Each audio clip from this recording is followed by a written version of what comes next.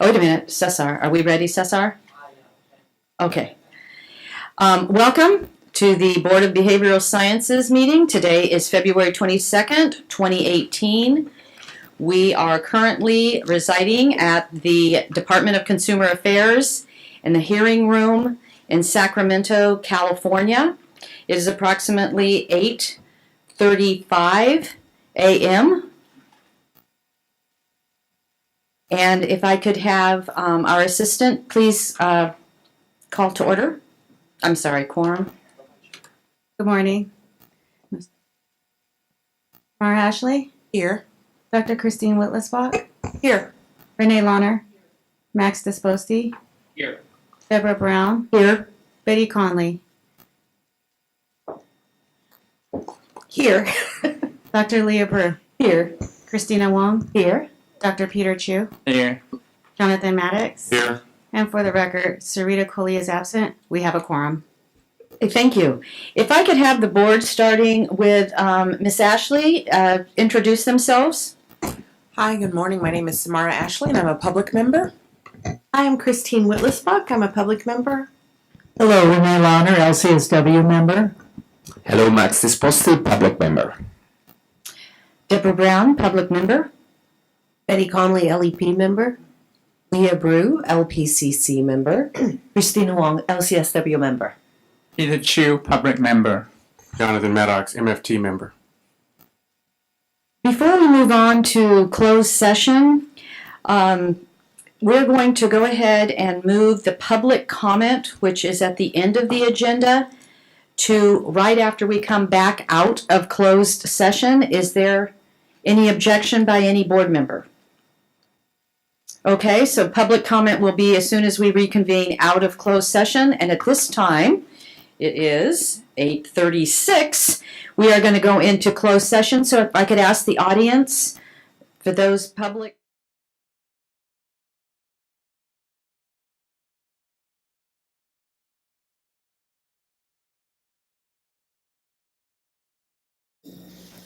Good morning. We have adjourned our closed session at 10:10, and I have a statement I would like to read as a result of what was discussed in closed session. The Board of Behavioral Sciences has heard the concerns expressed by the stakeholders and had an opportunity to follow up with staff from the Office of Professional Examination Services, OPES, asking specific examination-related questions in closed session. The board finds that OPES follows accepted professional guidelines and technical standards, demonstrates a commitment to fair, valid, and legally defensible examinations, continues to monitor the board's examinations, upholding the interests and the protections of the board, and will keep the board and staff apprised of ongoing developments. We, the board, are confident that concerns about the passing rates that have been addressed by OPES. Now, moving on, we have moved public comment to the next item. We did that at the very beginning of the meeting when we opened this morning. So I have a little statement I would like to read in regard to public statement. I think that it's imperative that if everyone wants to speak, that we have some rules of order and how the whole process will play out so there are no misconceptions or unresolved questions that you might have on how this process is going to go. So, the Board of Behavioral Science welcomes any member of the public to speak during the public comment for items not on the agenda portion of today's meeting, so that each speaker has the opportunity to speak. All speakers will be limited to a time period of 2 minutes. The board requests that comments be addressed to the board and that the comments be made in a respectful manner. The board would like to remind the speakers that if the comments are related to a complaint or an investigation, the speaker should refrain from disclosing any names related to that complaint or that investigation. Should the matter come before the board for a decision, the disclosure may compromise this board's ability to adjudicate the matter. As a final reminder, the board may not discuss, or take action on any matter raised during this public comment section, except to decide whether to place the matter on the agenda of a future meeting, which is at the end and conclusion of this meeting, which I'm guessing will be sometime this afternoon, hopefully not evening. With that, I will open it to public comment. This is the before someone approaches the podium. If, in fact, there is someone out in the audience that is going to speak on behalf of so many people, please state that so that we know who you're speaking on behalf of. And secondly, it would probably, the most orderly way would be to line up so that everybody knows, instead of someone looking at the other person, and that's a lot of time that is consumed by everyone trying to outdo the next person to the podium. So I'm going to ask if everybody would line up, starting over here on the right, if you would like to speak, and just file a single file line up against the wall, please. Okay, so you're the only speaker. Oh, there we go.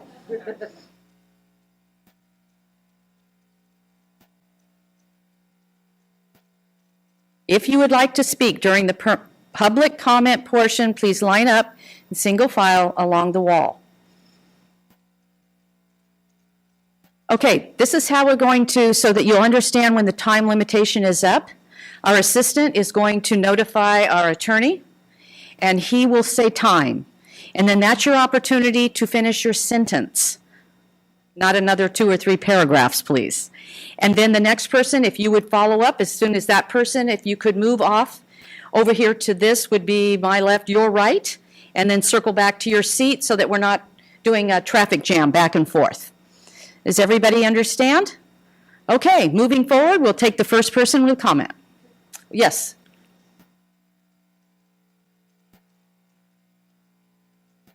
Thank you. Can you just clarify what that time is, please?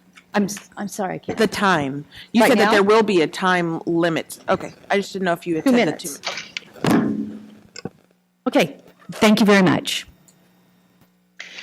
Yes, Madam Chair and Board of Behavioral Science, I'm Kathleen Campbell with California Protective Parents Association.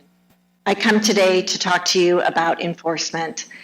We have many parents who reach out to us and who have filed complaints that they're not being looked at in a timely manner, and B, that sometimes they are dismissed and when they have valid complaints. We're very concerned about what is happening with our family court crisis. Your licensees become involved as evaluators, co-parent counselors, counselors to children who are in abuse situations. When abuse is alleged in a family, the family court basically orders you to have many professionals. And these professionals come in, many of your people come in to service a family, and when abuse is alleged, many times it is dismissed. At that point, a child may end up with, and more likely so end up with their abuser, to live with their abuser. And at that time, a complaint may be made.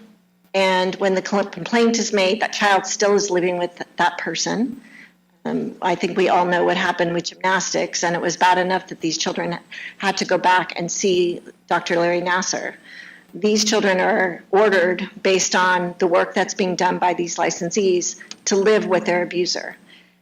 So what we're asking is, number one, if there's serious allegations, that is there any way that these licenses can be put on hold so they're not harming other families?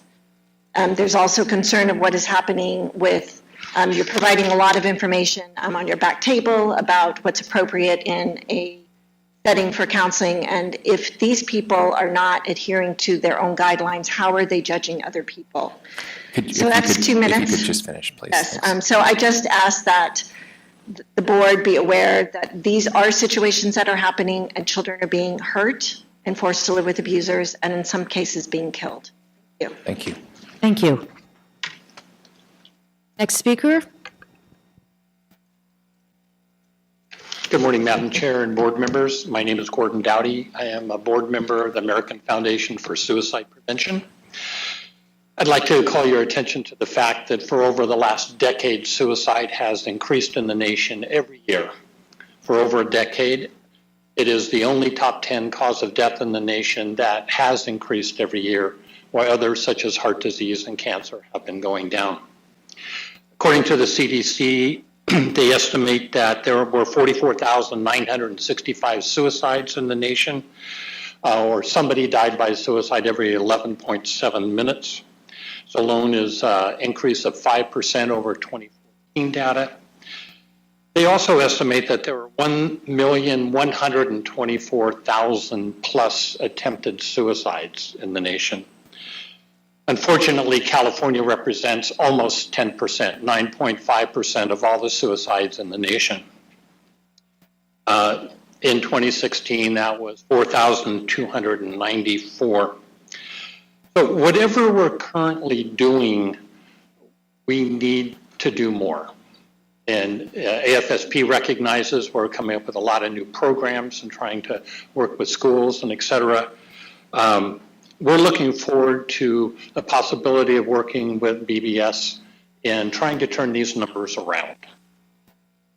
It's also my understanding that the board may be doing a survey coming up, taking a look at the educational institutions and what programs are being offered. I also ask that you take a look at your licensure examinations and to see how they also fit in. This was an approach we took with the Board of Psychology. Because there is a significant difference between someone who is at risk of suicide and that treatment of suicide risk assessment and treatment is different than someone who may be demonstrating at-risk behavior. Thank you. So thank you so much.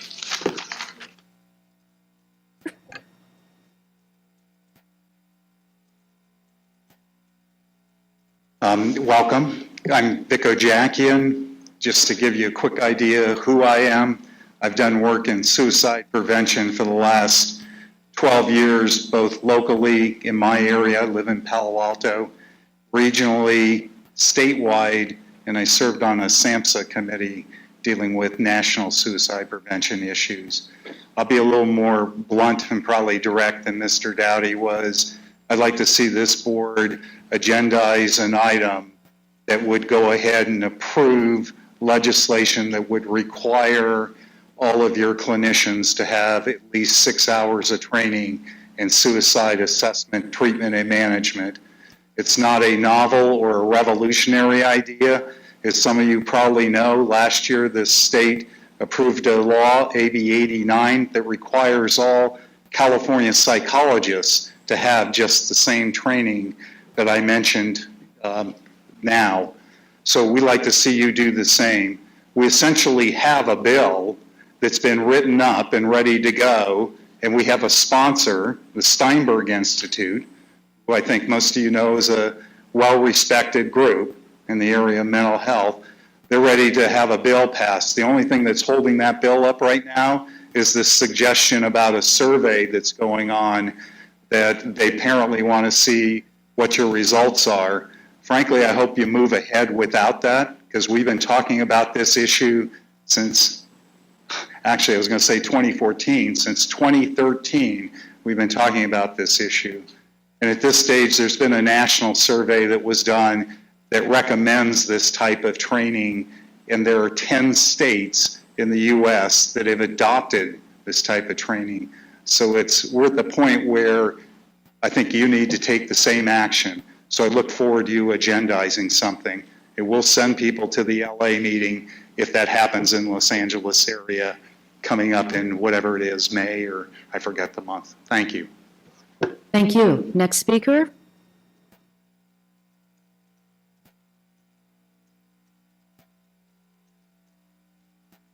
Good evening, or actually good afternoon or morning, however it is for everyone.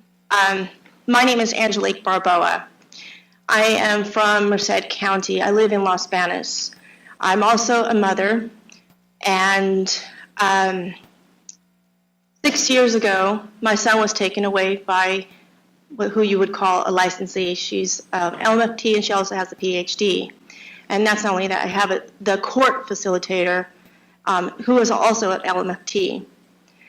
6 years ago, my son was affected as well. His life was turned upside down because of the abuse of powers that this licensee took upon herself. She did not do what she was supposed to do, and she was supposed to protect a child.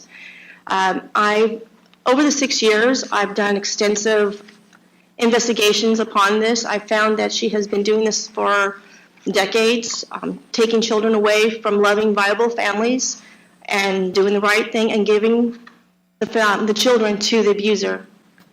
And the courts tend to listen to her because the fact that she is a professional in her, and who's going to doubt that? Her recommendations are what they are. She's had many complaints in the courts. She had to leave and go to Mariposa from Merced, but she still has practice. Like I said in the beginning, have been doing investigations, and I want to read something just really briefly for you. This is from my mother, and I've talked to many mothers, but this one puts it really clearly. It is very unfortunate that this person, I won't name, has abused the trust that she was awarded in her profession through the court process. She has such extreme hatred, and I won't continue that one, but anyway, she says, she refuses to review legal evidence in her evaluations, fabricates information in her reports, and has such a high rate of recommending the children in the custody of the abuser. She recommends the least amount of time with the viable parent, that is the loving, affection person or people in that child's life. So what I'm saying here, we need to honor the safety and the well-being of the children, and we should always put the children first on priority. As professionals, what I'm asking for... Thank you very much. I want to put last one. What I'm asking for is that you have stringent rules that now tie these in to these evaluators. Thank you. Thank you very much. Next speaker.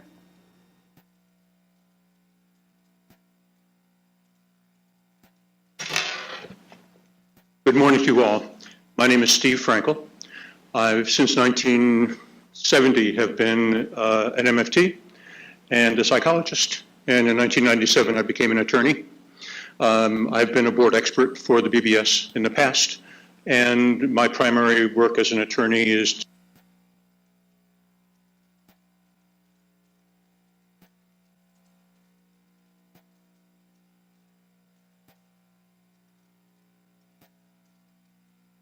Mike.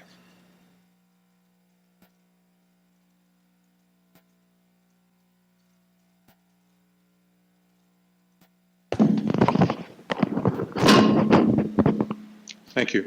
Shall I repeat or continue? Please continue. I'm here, I sent you a letter.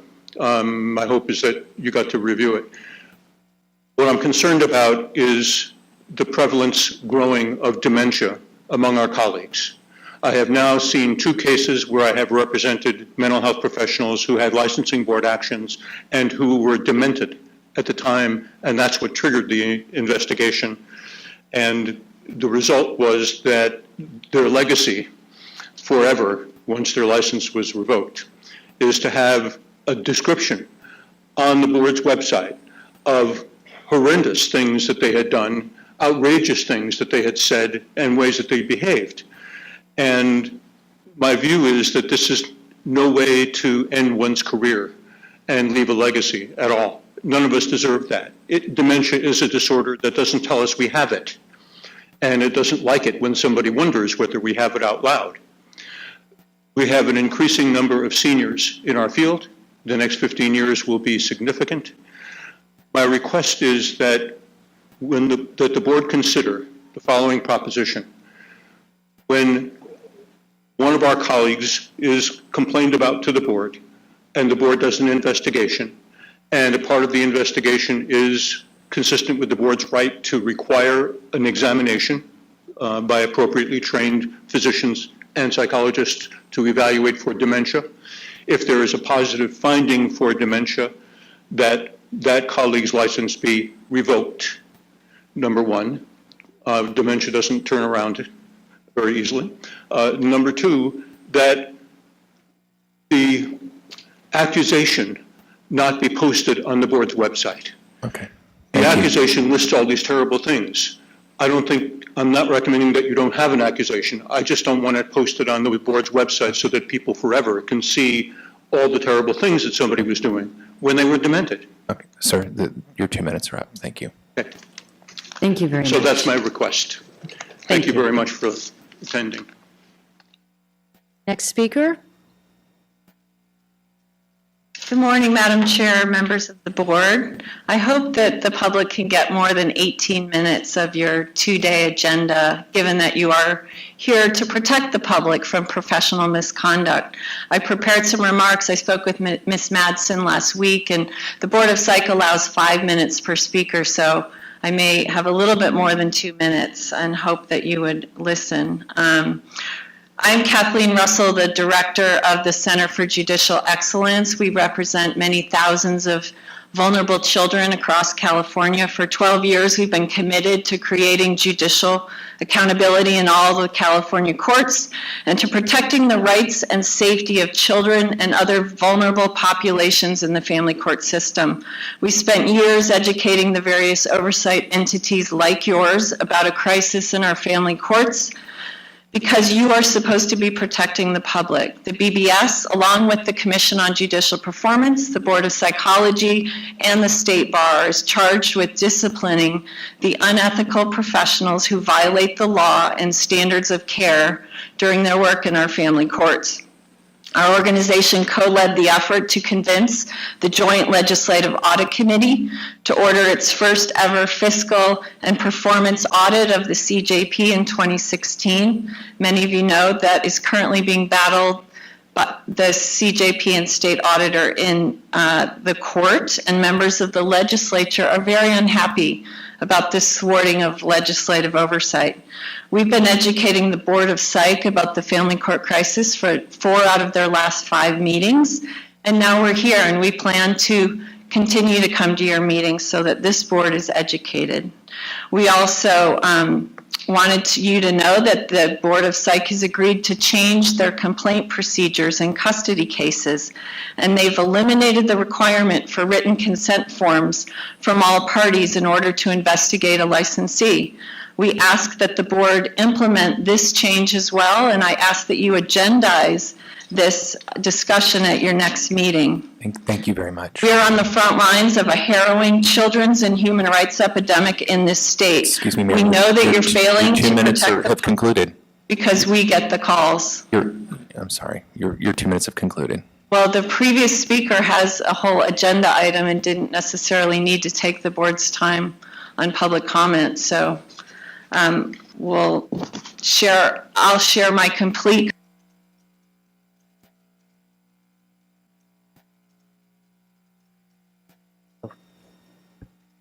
Are there any other speakers for the public comment portion of this meeting?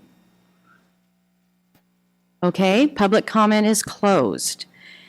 Moving on in the agenda, we have the consent calendar, and that is the approval of the minutes from August 18th through 19th and October 19th, August 18th through 19th, 2016, and October 19th, 2017. Is it the pleasure of any board member to have these removed from the consent calendar to discuss? Okay, seeing none, is there a motion to accept the minutes on the consent? I'll move to accept the consent calendar. Okay, is there a second? Okay, Max, second. Any discussion? Christina? Samara Ashley, Yes. Dr. Christine Whitlisbach, Yes. Renee Launer, Max Disposti, Yes. Deborah Brown, Yes. Betty Conley, Yes. Dr. Leah Brew, Yes. Christina Wong, Yes. Dr. Peter Chu, Aye. Jonathan Maddox. Yes. Motion carries. Okay, thank you. We're going to move on with the board chair report, and at this time, I would like to recognize staff and some of the staff and their members of service. So if Ms. Conley, if you could, Conley's our vice chair, as I call them, present them with a certificate down there, that would be great. The first one I'd like to call up is Trish Winkler, licensing evaluator, for the service of 5 years. Congratulations. Trish works in our LCSW unit, reviewing and evaluating out-of-state applications from clinical social workers in other states who wish to become licensed in California. Thank you. Cassandra Kearney, enforcement analyst, 10 years with the board.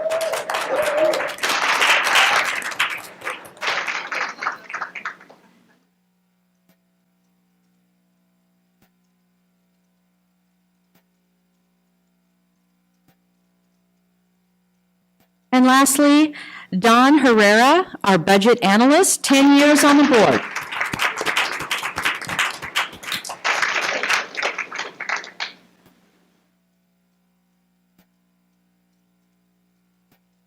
Again, thank you very much.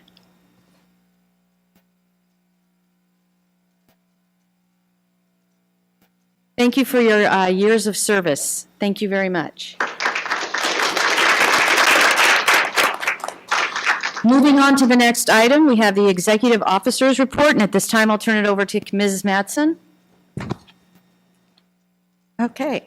So we'll talk about our budget first. Currently, for the fiscal year 17-18, we have over an $11 million budget. Part of the reporting today that you're going to get is limited, primarily because the board and the state has transitioned into a new fiscal management system known as FisCal. So there are some challenges getting some of the information we normally present to you.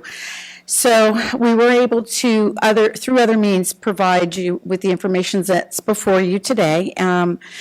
Thus far, through the end of December 2017, we have spent about 48% of our budget, and you'll see the breakdown by category in your packet. Absent primarily due to the FisCal situation is our revenue-to-date data. So as soon as we're able to provide that to you, we will. Consumer Affairs is aware of the challenges with the FisCal system, and they're working diligently to get us the information that we need. Moving on to our general fund loans, our fund condition reflects a $3 million loan repayment this fiscal year, and the remaining $3.3 million loan is scheduled for repayment in the next fiscal year, 2018-2019. Our fund condition reflects a 5.4 months in reserve, so we're looking pretty well. And looking ahead to the 18-19 budget, I'm happy to report that within the governor's proposed budget, we are receiving additional staff members for our enforcement unit, primarily to assist in our probation unit. Another review of our board budget, and it's something that we have seen for coming on the horizon for a while, is that our fund condition beginning in 2021 will reflect a negative balance. Primarily, this means that our budget is structurally imbalanced, and absent any type of action, we will be operating at a deficit. So what we are doing currently is we're initiating the process to conduct what is referred to as a fee audit, and they'll review our fees and the work that we do and determine if any changes in our fee structures need to be made, and the results of that fee audit will be presented to the board at a later meeting. So that's our budget. Are there any questions? I have one. Yeah. So when's the last time we do the fee audit? Oh my gosh. I don't know that we've had one. I know that our fees have not been raised in years, decades, close. So it's with all the changes that we've had and all of the new programs that we've added on, the new licensing program, the time is right to take a look and see if we're charging appropriately for the services that we're mandated to deliver. And will that be done by license type or as an aggregate or both? We're going to look at everything holistically. I've never been involved in a fee audit per se, personally. Because they're different, right? The MFTs pay way less than the LPCs, Exactly, right? exactly. So that, there's going to, my guess, if I'm just, off the cuff looking at it, I think there's going to be some adjustments. Okay. What those adjustments look like, I don't know. I'm going to leave it to the professionals to tell me. Okay. All righty. Next before you is our operations report. These are the statistics for our second quarter of the fiscal year. In the second quarter in our licensing program, we did see a 38% decrease in the overall application volume. Very common. We're out of the peak graduation season, so it naturally, these figures drop. In the second quarter, our processing times increased slightly. Again, not unexpected, natural, when you consider that the last quarter was the extensive holiday season, and we did have some vacancies, which we'll talk about later, but they are now filled. In the second quarter, we issued over 1,600 new licenses to individuals seeking licensure in California, and as of January 30th, we had 111,270 licensees. Yeah, I know. Going up. It's going up. Yeah, the mental health is alive and well. In our examination program, we administered over 5,000 examinations. The figure that I'm reporting also includes paper and pencil examinations, which are not necessarily reflected in the statistics that we get from our exam vendor, PSI, because the paper and pencil are not uploaded immediately because there's a delay in getting those results. We held 8 examination development workshops in the last quarter. And then moving forward, it's time to do an occupational analysis for the professional clinical counselors. That analysis is underway right now, and we will begin the LMFT occupational analysis sometime in November. And you'll recall from the examination development presentation at the last board meeting, the occupational analysis is the survey that gathers information about the practice in the field, and from that survey, we develop the task and the knowledge statements that should be assessed for minimum competency for folks entering the field, and that's what we base our exam on. Kim? Yes. So I had the pleasure of doing that. Thank you. You're welcome. May I make a suggestion? Yes. A lot of times when you take surveys, they have a bar that says how far you are to finished. And I was like, will this go on another 20 years? Will this go on another hour? Because I know you need to finish a page or you lose that page before you get out and come back into it. So it'd be really helpful to just know your whatever % complete as you're going along each page. I'll see if we can do that. Thank you. Mm-hmm. Happy to say that the exam staff has been very busy. We already have a lodging contract for our subject matter experts in place, and it will become effective July 1. So we will have no delay in our examination workshops, which is really nice. Additionally, the examination manager and I met with PSI, our test vendor, as well as OPES representatives to discuss a lot of the concerns related to the administration of our exam. I'm happy to say that we had a very productive conversation. As a result, we are going to have a direct line of communication with our exam vendor, PSI, and I think this is really going to improve communication as well as consistency in messages that's given to our exam candidates, with the goal of overall improving the exam experience for the candidates.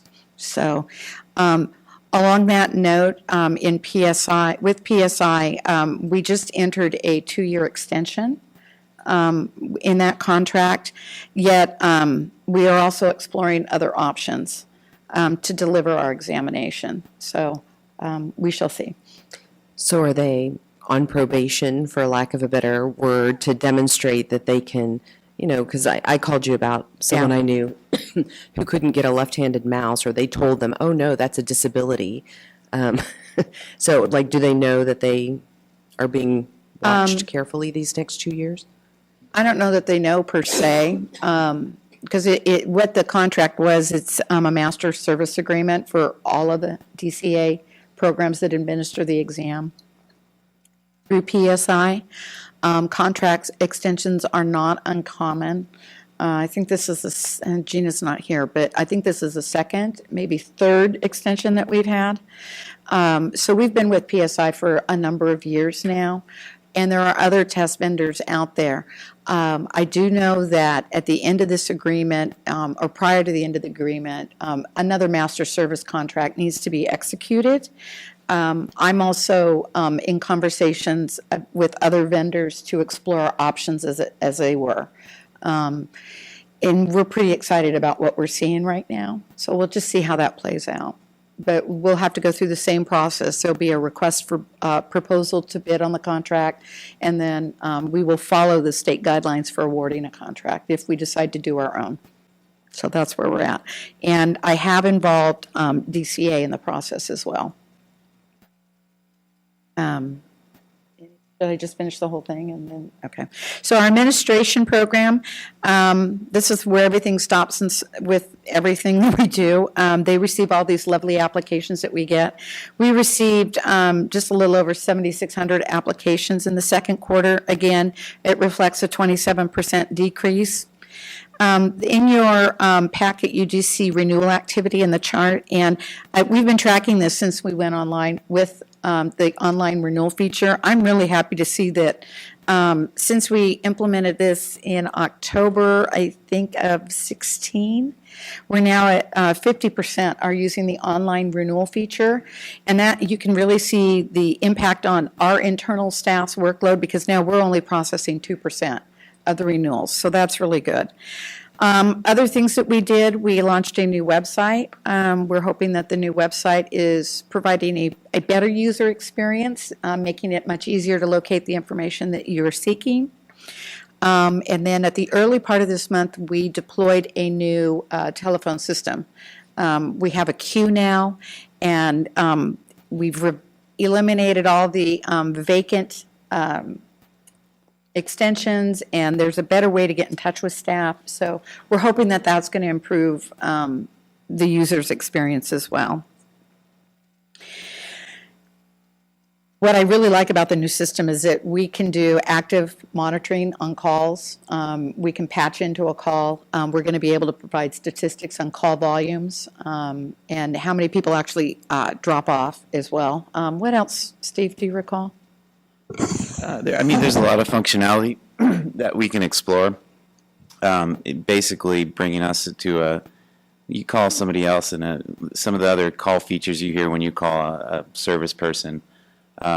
Wait times, we can even, I think they even have the thing where you can actually get the person to leave the phone number and we can call them back. But that's something that we'll keep to that. But there's a lot, basically we have a lot of ways to maneuver now with our phone system. So. Yes, ma'am. So I'm very excited. The phone system has been introduced and looks like it's working well. So it might be a repeated question, but in terms of staff, what is the preferred way for the registrants and licensees to contact them? Is it through email, phone, or because sometimes one of the issues is that when there's no directory being published, it's really hard to get to whatever the department. So, just wondering, how we can for one, it's about the preferred choices.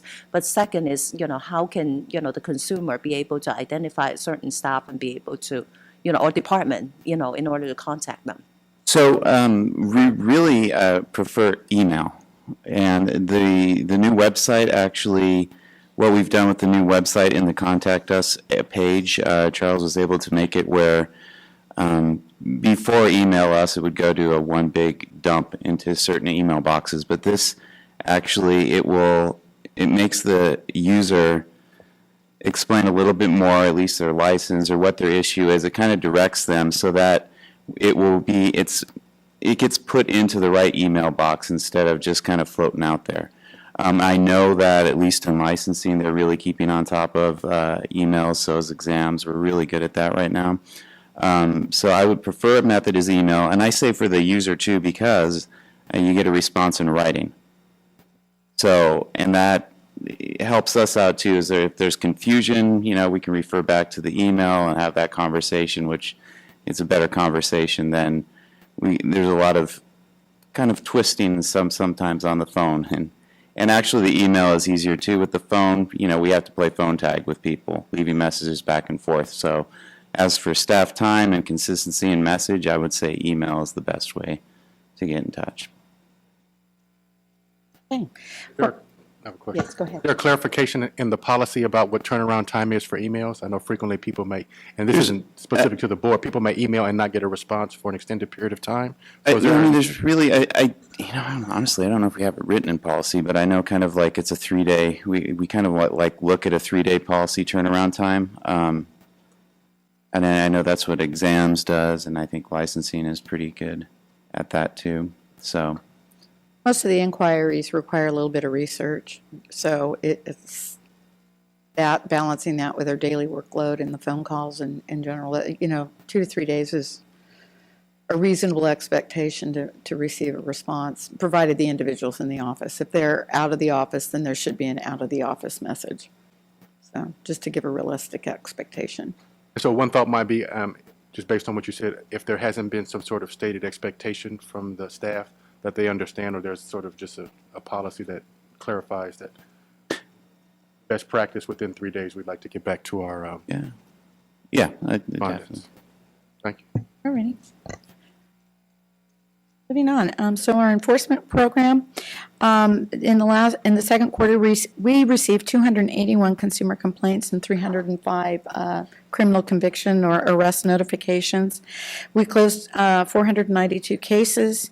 We referred 67 cases to the Attorney General's office for formal discipline. We filed 28 accusations and 9 statement of issues. And the final number for citations in our second quarter is 34. Our average time to complete formal discipline in the second quarter was 694 days. And the year-to-date average is 682 days. And this is the date, the measurement for this is the date that we get the complaint to the final adjudication date. That encompasses everything. The second date that we're providing you is the average number of days that the case is with the Attorney General's. And that is measured from the date we refer it to the Attorney General's office to the date the matter is finally complete. And in the second quarter, it was 456 days, and the average is 452 days. Overall, when you encompass all of our investigations, the average time to close them was 107 days, and the year-to-date average is 137 days. Yes, ma'am. Does that mean internal, where we're using our own investigators?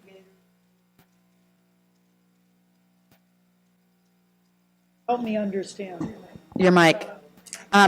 So the first figure, the 694 that I give you, encompasses everything. The day it hits our office to the day we close the case for formal discipline. And that includes our internal investigation, any review by the subject matter expert, any investigation by DFI, because when we send it over to the AG for formal discipline, the investigation process is done. So that's it. And it's, so we have our time and then we have AG time. And so the first number encompasses everything.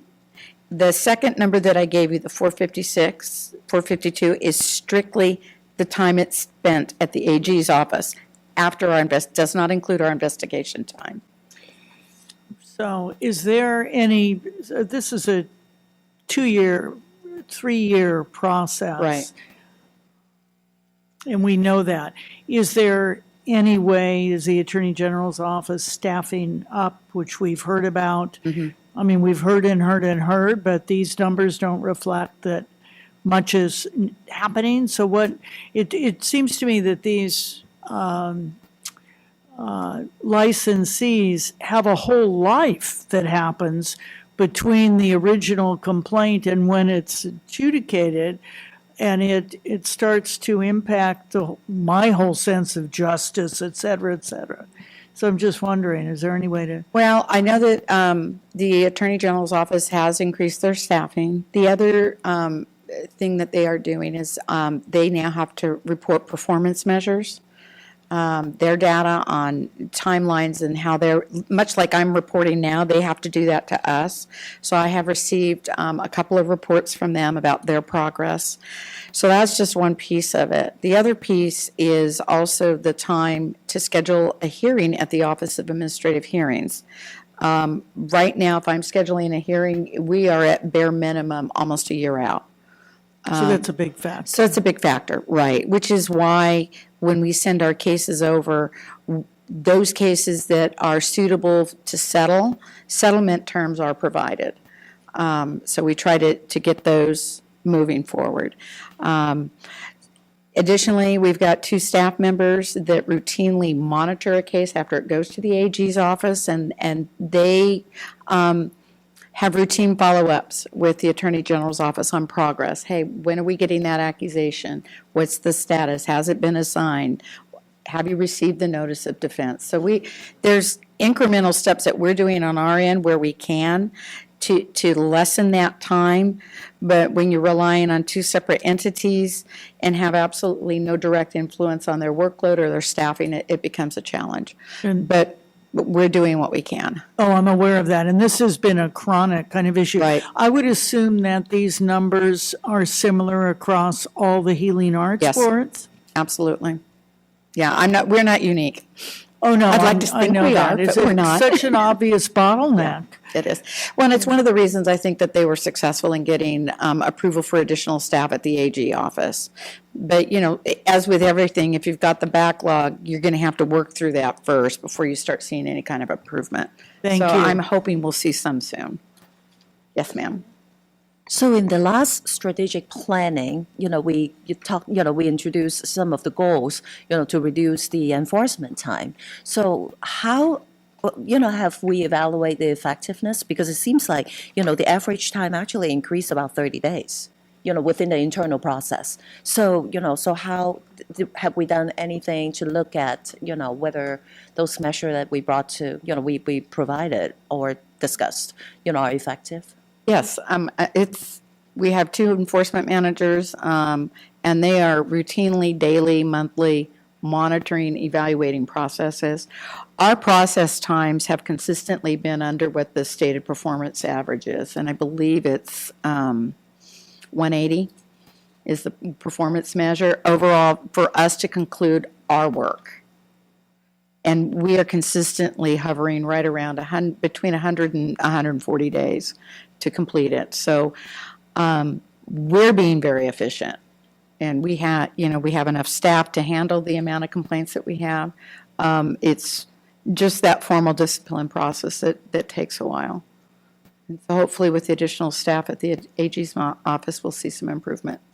So my apology, because I think I was reading the second quarter was 107, and then the average was 137. So it's still below the threshold. We've consistently been below. Wonderful. Consistently.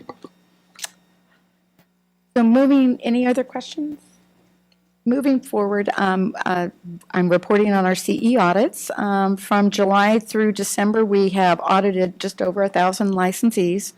We're still hovering at a 28% fail rate, and the reasons for failure still remain consistent. The individuals are failing to complete the required coursework within the renewal period.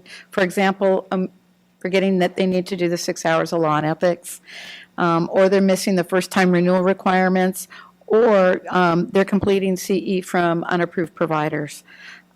We've ramped up, stepped up, continue to remind folks about CE, and I'm hopeful that that's going to change.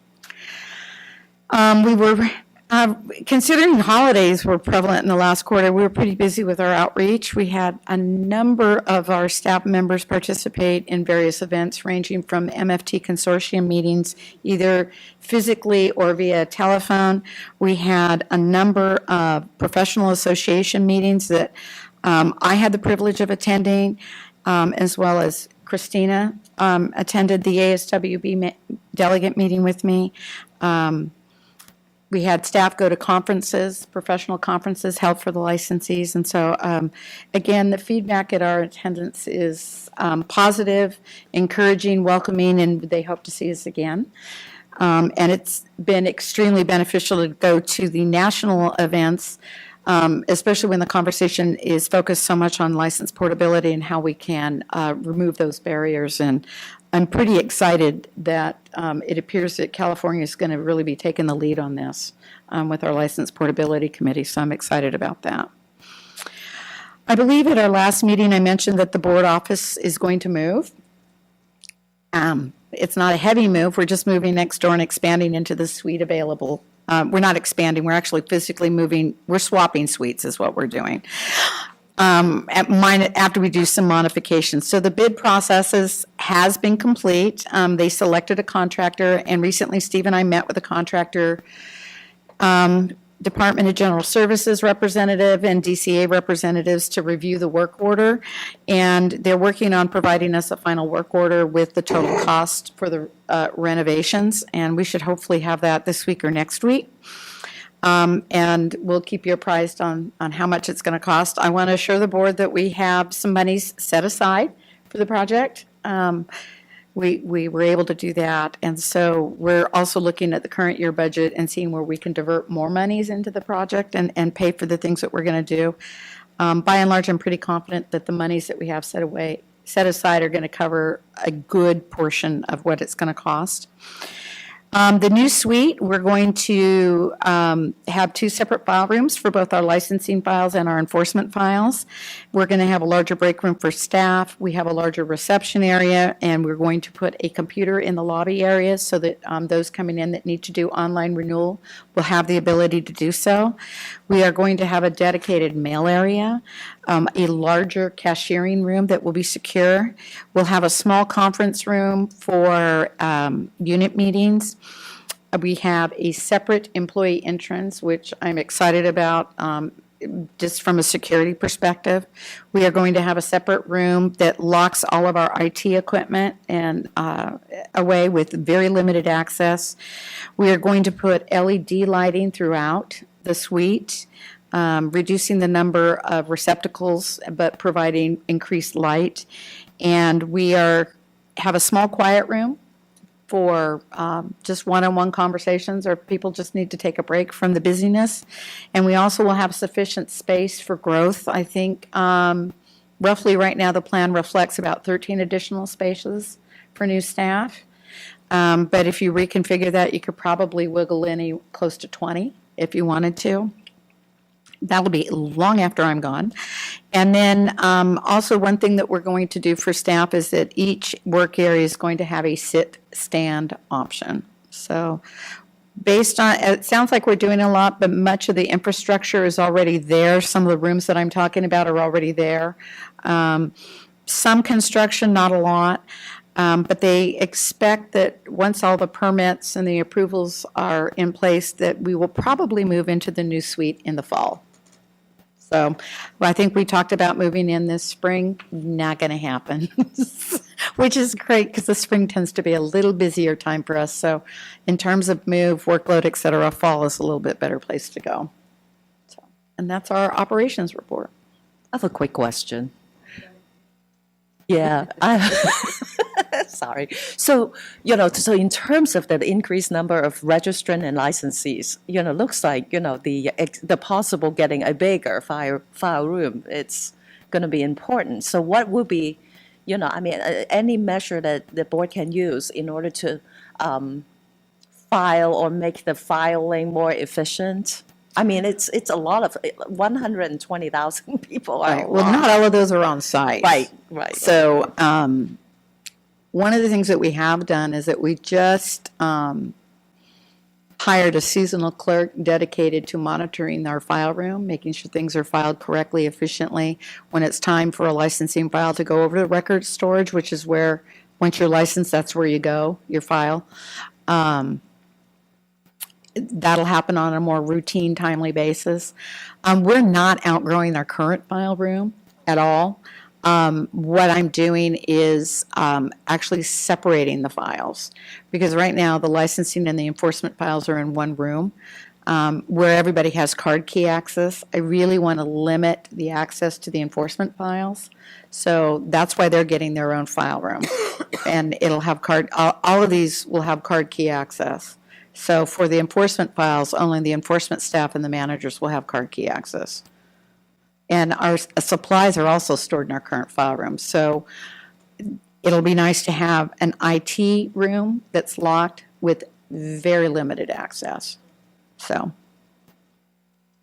any other questions by the board members? Okay, I'm going to open it up. Do you have any comments you'd like to make, Dr. Caldwell?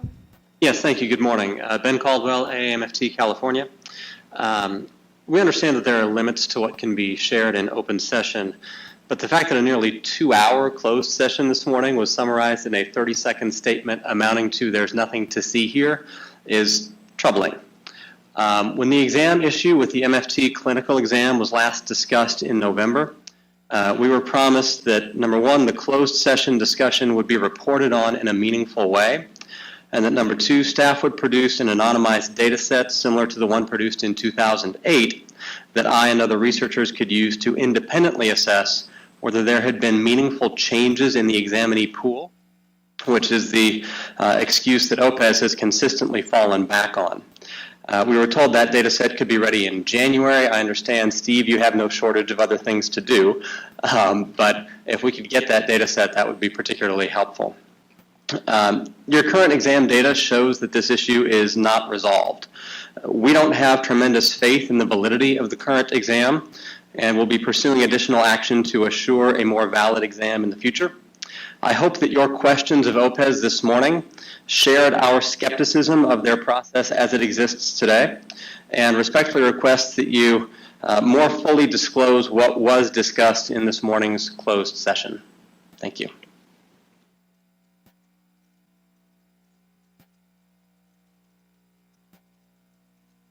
That's your comment. Okay, thank you. I'm going to have to ask, what we're talking about right now, we are on item number executive officers report. So any comments that are being made right now need to be on that particular item. I think what happened was we just went back to public comment, and public comment is closed. So do you have a comment on her report? Yes, Madam Chair, I do. Thank This you. is regarding the enforcement report, or part of her operations report. I just had a question for the board as to whether this board is implementing the DCA prioritization guidelines, which were presented last February to all of their boards that are responsible for licensing. They actually spell out the difference between urgent complaints that actually involve harming of patients or clients versus more minor infractions. So if that could be answered or maybe incorporated into future discussions of enforcement data, that would be appreciated, because those guidelines, I think, are very helpful, particularly with the delays at the Attorney General's office. Thanks. Okay, I think we're veering off again off of what the agenda item is, so no one can comment on anything you're saying, and public comment is closed.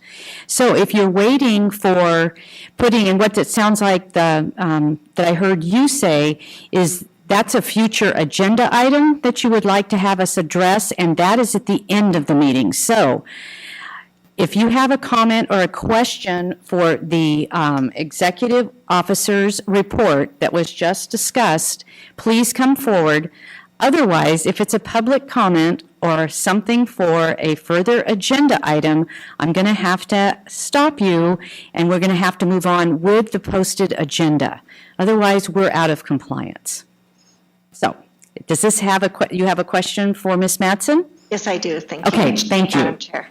Ms. Madsen, hello. I'm Catherine Campbell once again. I have a question. You talked about how many people and how many complaints there were, and some of them came from criminal action. Of those complaints that went to the Attorney General's office and we referred out, how many of those came from, I think you said 281 were complaints that were made, and 305 came from criminal activity.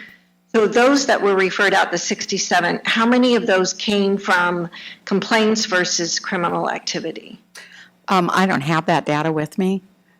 I suppose I could provide it to you later. Okay, thank you.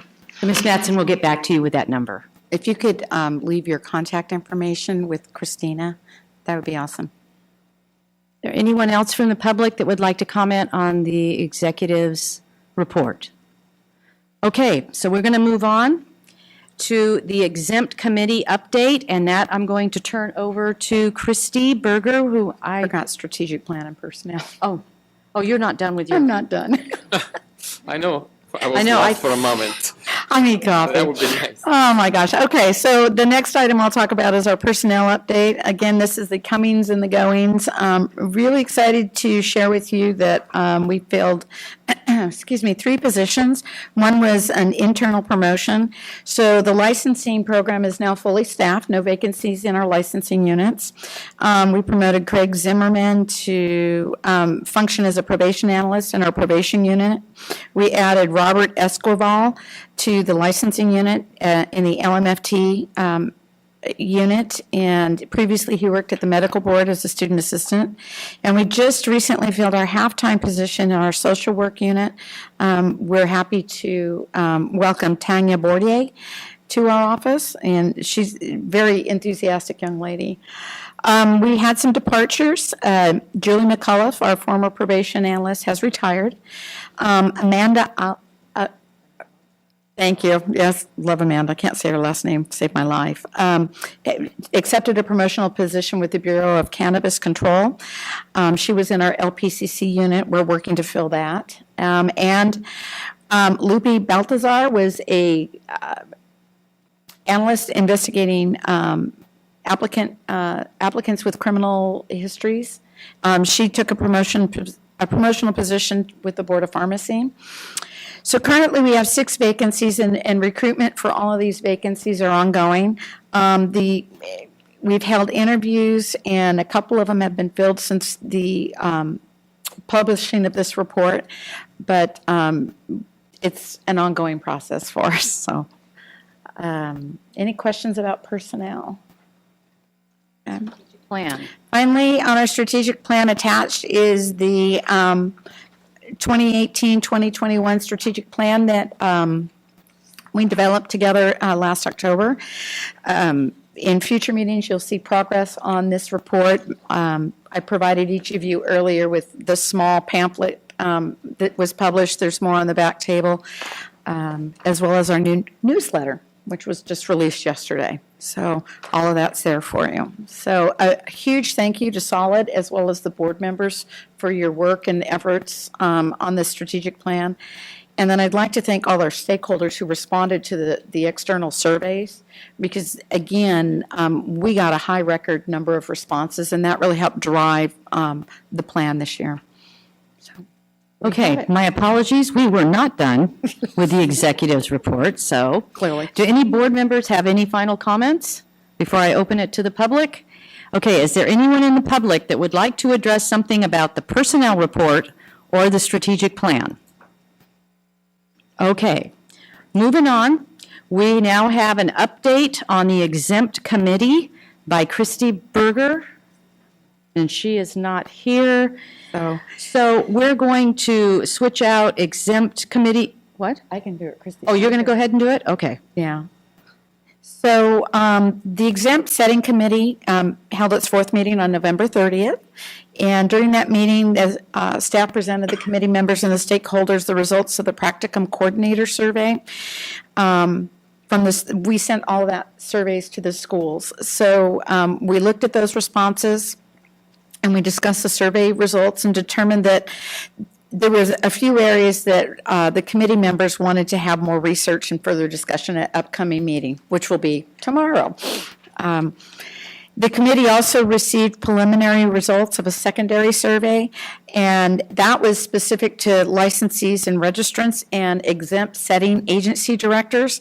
And the goal of that survey was to obtain information to determine whether consumers may be harmed by unlicensed staff performing clinical services in those settings, and to assist the board in defining the different types of settings, including private practice. We held off on that particular item because there was some more information that we wanted to gather, and so we'll be bringing that back to the committee tomorrow. Oh, that's the report of the committee. All right, moving on. Oh, does anyone have any questions of the update? Anyone from the public have any questions or comments about the exempt committee update? All right, we're going to move on. License portability subcommittee update. Kim? So the Licensing Portability Committee held its first meeting also on November 30th. This committee was set up out of a growing movement to reduce barriers between the states when you're a licensee seeking licensure in another state. So during this particular meeting, we reviewed our current requirements to become licensed in California for all of our professions. We also reviewed current curriculum requirements set forth by the accrediting entities for those particular disciplines. So we looked at the Commission on Accreditation for Marriage and Family Therapists, commonly referred to as COAMFTE, the Council on Social Work Education Commission on Accreditation, CSWE, and the Council for Accreditation of Counseling and Related Education Programs, which is referred to as CACREP. So we looked at all of those standards. We also looked at current proposals from national entities to improve and reduce the barriers for license portabilities. So we looked at the Association of Marriage and Family Regulatory Boards proposal, the Association of Social Work Boards proposal, and the National Board of Certified Counselor, American Association of State Counseling Boards, and the Association for Counselor Education and Supervision combined that proposal. I actually participated on two of those proposals, the ASWB and the AMFTRB proposals, and worked on the development.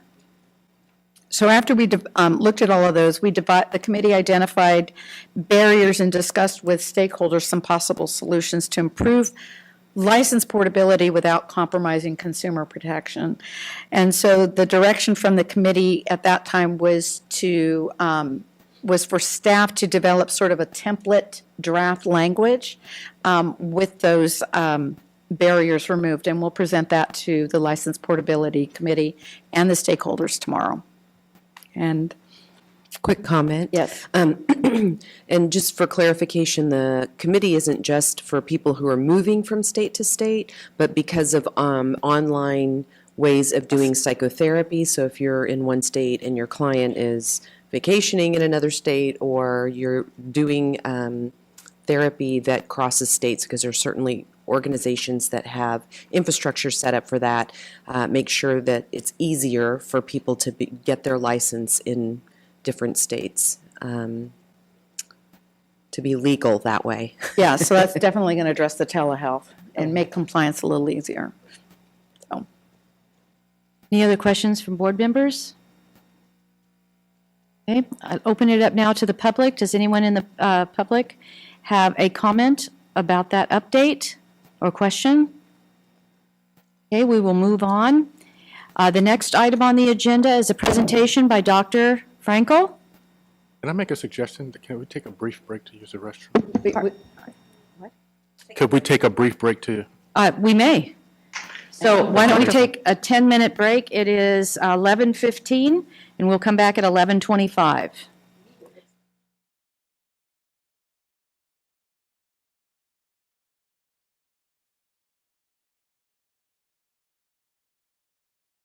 We're calling back to order. I'm going to ask once again, our next agenda item is the presentation and discussion from Dr. Stephen Frankel. Has he left the building for sure? Anyone? He has. He is not to return. Okay, so we will cancel that agenda item. Moving on, we have Policy and Advocacy Committee recommendations from Roseanne. Okay, so the first item of discussion today is proposed amendments to AB 93, which is our... I'm sorry. Even though he's not here, he did make a presentation, so can we discuss it? I mean, he did it it's an agendized item. It is an agendized item, so, and he said what he wanted to say. We have a letter from him, so before we jump into the next stuff, I'm gonna defer to council. I'd recommend that any discussion be limited to the submitted materials rather than the items that were open for public comment. Yeah, based on the submitted materials, but we can discuss the submitted material, the letter. But have you already closed this item? Well, I can ask for the item to be... What would need to happen is we would need to reopen the agenda item. Right. So I'm asking if we can do that. Because we moved really fast, so I'm just sorry, my brain didn't go that fast. If the board so chooses. Okay. Okay, is there a motion to reopen item number for Dr. Stephen Frankel? No move. Second? I second. Okay, any discussion? Yes. Before the vote? Oh, before the vote, sorry, no. Okay. Right. Okay, so I think at this point, we don't have to have it all the way around by Christina, do we? Yes. We do? Everything? We do. Okay, Christina, just to make it official? Mara Ashley? Yes. Dr. Christine Whitlisbach? Yes. Renee Launer? Yes. Yes. Max Disposi? Yes. Thank Yes. you. Deborah Brown? Yes? Betty Conley? Dr. Leah Brew? Yes. Christina Wong? Yes. Dr. Peter Chu? Aye. Jonathan Maddox? Yes. Motion carries. Okay, so we will open the letter that was submitted to the board, page 75, 76.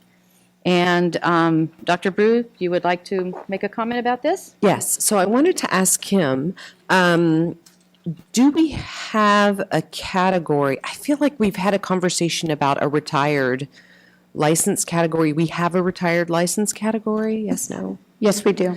Okay. We also have an inactive category. Okay. And then, so, because in his letter, he had referred to that as one option for people to choose that to retire their license. And then secondly, the piece that he discussed in his letter as well was, right now, we post those accusations on the website and in the newsletter. And he, I think it's a good question about, we need to keep record of that, of course, but dementia could happen to any of us, and one of the sad effects of dementia is that we don't know that we have it sometimes, or we have difficulty accepting it, and I think it's a legitimate concern as our population is aging with baby boomers that, I don't know, I agree with his philosophy of not wanting to shame people. Well, yes, there's that point. The challenge for us is that once we have filed the action, the only option for that licensee at that time is to surrender their license. Okay. Or go through the hearing process, because you can't, to obtain the retired category, you cannot have any discipline pending against your license. You have to be clean. So that's the challenge. So on the face, what it could appear is that the board is neglecting its consumer protection mandate and allowing someone to sort of skirt any kind of formal discipline by allowing them to retire their license in lieu of disciplinary action. Although the meaning, it could be a well-meaning reason. So that's a problem. This is where I think, having peer consultation, maybe they could intervene before we actually, by the time it comes to us, we have to do what we've got to do. We have to investigate. And if the investigation and evidence leads to, yes, there's been a violation, then our next step is to determine what's the appropriate course of action. And yes, maybe their medical condition is good mitigation, but once that action is filed, and while we're in the process, I can't take the application for retired license. Okay, so the retired license piece can't happen. Right. But could it be worded in a way when they give up their license for medical reasons rather than unprofessional conduct and the other? Is there, because we do need public protection, or I just, is there a way to make it less shaming? Well, part of the reason that we make it less, there's what we call soft admissions.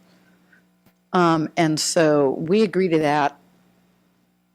I wouldn't say routinely, but that's an option that's on the table. But the allegation is still out there. Yeah. Once the disciplinary process initiates, I don't know how we are legally able to do what he's asking us to do. I wonder if it's also in the education of the investigator, to detect, what possible is going on. I mean, now I'm not saying that, use that as a way not to discipline somebody. But I think, when we look at, possibly, that the person has a medical problem, and which explains a certain erratic behavior, then it's, so to a certain extent, we have, it's important for, for the board, to also honor, I mean, I understand, to honor, that how much that we can really look at, just the behavior or, whether it's the etiology of the behavior. So I'm thinking that, if, I think education definitely is one, just to let, investigator to be aware of one possible, situation, or the condition that attributing to the behavior. But at the same time, once is, we take that into consideration, then maybe, the course of it, action would be very different. For example, the order of, aside give out, Well, so I don't know if that would be something, It's really not, because our role as the investigator isn't to evaluate an individual psyche.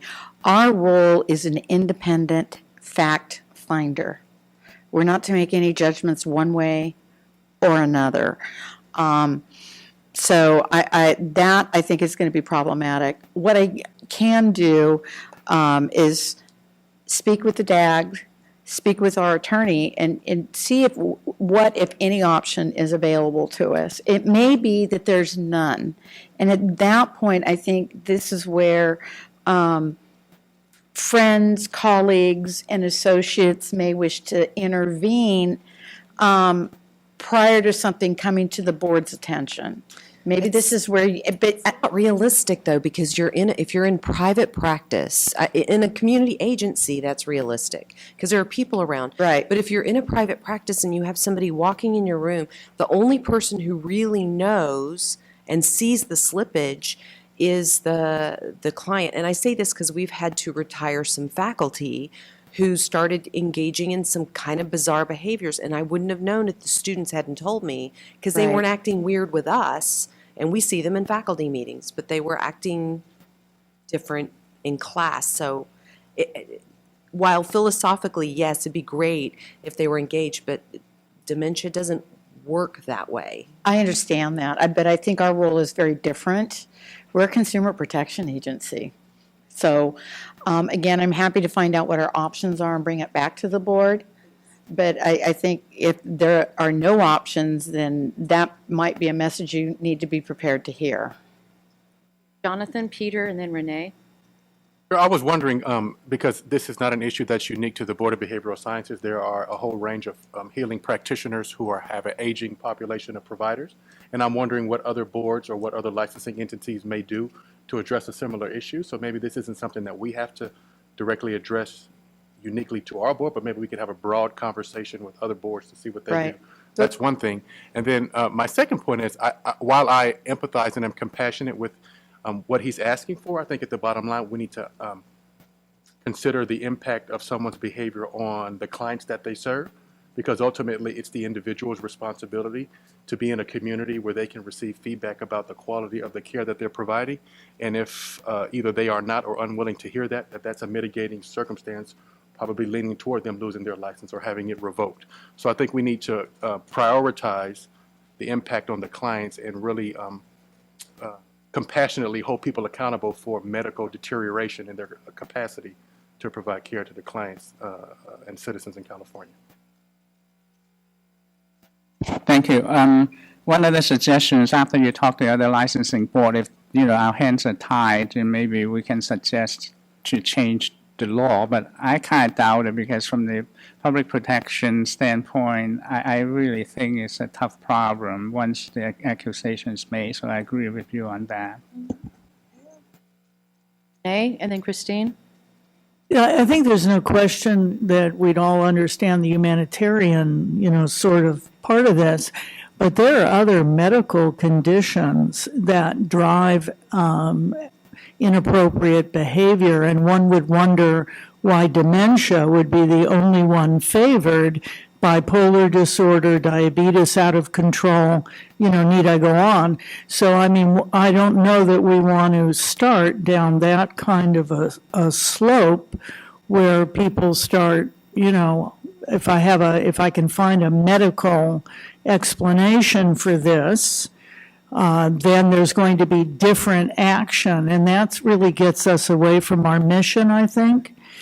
As hard as that sounds, we are about consumer protection, and that needs to be the priority. Christine? So I was going to say what Renee just said, but I also had another point. So yes, just to be very fair to Dr. Frankel, he was clear in his letter that he wasn't asking not to hold these practitioners accountable. That's not what he's asking for at all. So I just wanted to clarify that. Right. Yeah. Right. Okay. Look, it's just a quick question to, is there a way we can actually mandate, like you were saying, just research how the legal strategies in regards to that? Yeah, so that we you can just actually... told me to do it. Okay, perfect. Thank you. So I I'm would happy just to make do sure. that, yeah. Can I say one last thing? Yeah, I will follow up with the Deputy Attorney General, our attorney, as well as consult with some other boards and see what's going on, and then see what maybe options we may have. Yeah, thank you, If any, everyone. sure, yeah. Thank you. I appreciate at least opening up the conversation. No, I'm open to it, yeah. Okay, any other comments by the board? Questions? Okay, open it up for public comment. Thank you. Catherine Campbell, once again. I'm very concerned when I hear this, and I appreciate all the comments that are very human comments that I've heard from the board on this. And as someone from the public and someone who's used professional help, I'm a licensee, I would just say that to be able to disclose it is something that helps other people. Maybe someone didn't make a complaint and they've received service that hurt their family. And if it's not then posted about the situation, they cannot go back and change maybe their child custody. Maybe their child is forced to then stay with an abuser because this has never come to light for them. I mean, maybe the person who made the complaint knows, but this is public information. I mean, we have to look at people are licensed to drive, and we certainly know people get older, and I struggled with my sisters to tell my family, Dad should not be driving anymore. It's something all of us go through when people get older, and it doesn't mean my dad should be driving because my sisters think so, and he became a menace to the highway, quite honestly. I mean, he needed to lose his license. And yet I loved my dad, and I needed to protect other people. So I think it's important that we're not being reactive here and that we're proactive. So you say, well, do we have to, when people start getting older, do they have to renew their license? Do they have to go through a cognitive renewal at a certain time to prevent something from happening? I think maybe there could be a cliff note added that yes, these people harmed patients because they were slipping, and later it was found out he had this. It doesn't mean the harm wasn't done. If you're in a car accident and you're not trying to ram into someone's car, it's an accident. These people do not mean to harm patients, but if they are at a place where they are harming people, they're still responsible, and the public needs to know. So I can understand if a footnote is added later that it was found out this person had dementia, so we can understand it, but the public still needs to know, and I would like that to still be on record. Thank you. Thank you. Very good points. Hey, anyone else from the public? Hi, Angelique Barbera. I'm glad you really brought this up. It hit exactly what I think you're stating. Consumer protection, and as you mentioned, independent fact finder. These are facts being brought up, and one of the facts is that as the licensee that I went through the evaluator that took my child away, I recently learned on the investigation part of it, a family member came up to my attention and said, what happens when this evaluator, who is related to them, is still practicing and had strokes 3 times? And she's still, his question was, how do you form a clear judgment? How do you do that and have a viable clarity of making these judgments when it comes to children and families and the public?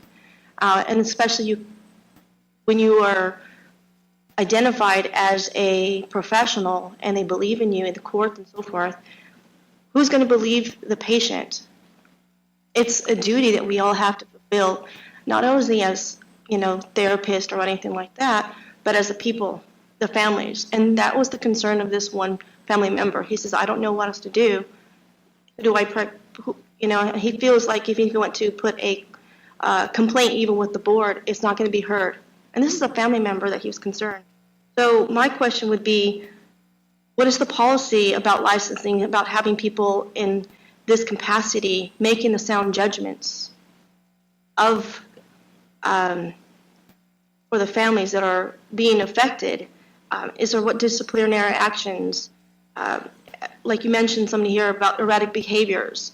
You can't make a sound judgment and you're making these behaviors and you're taking the children around and there's no identical fact about it, or reason why.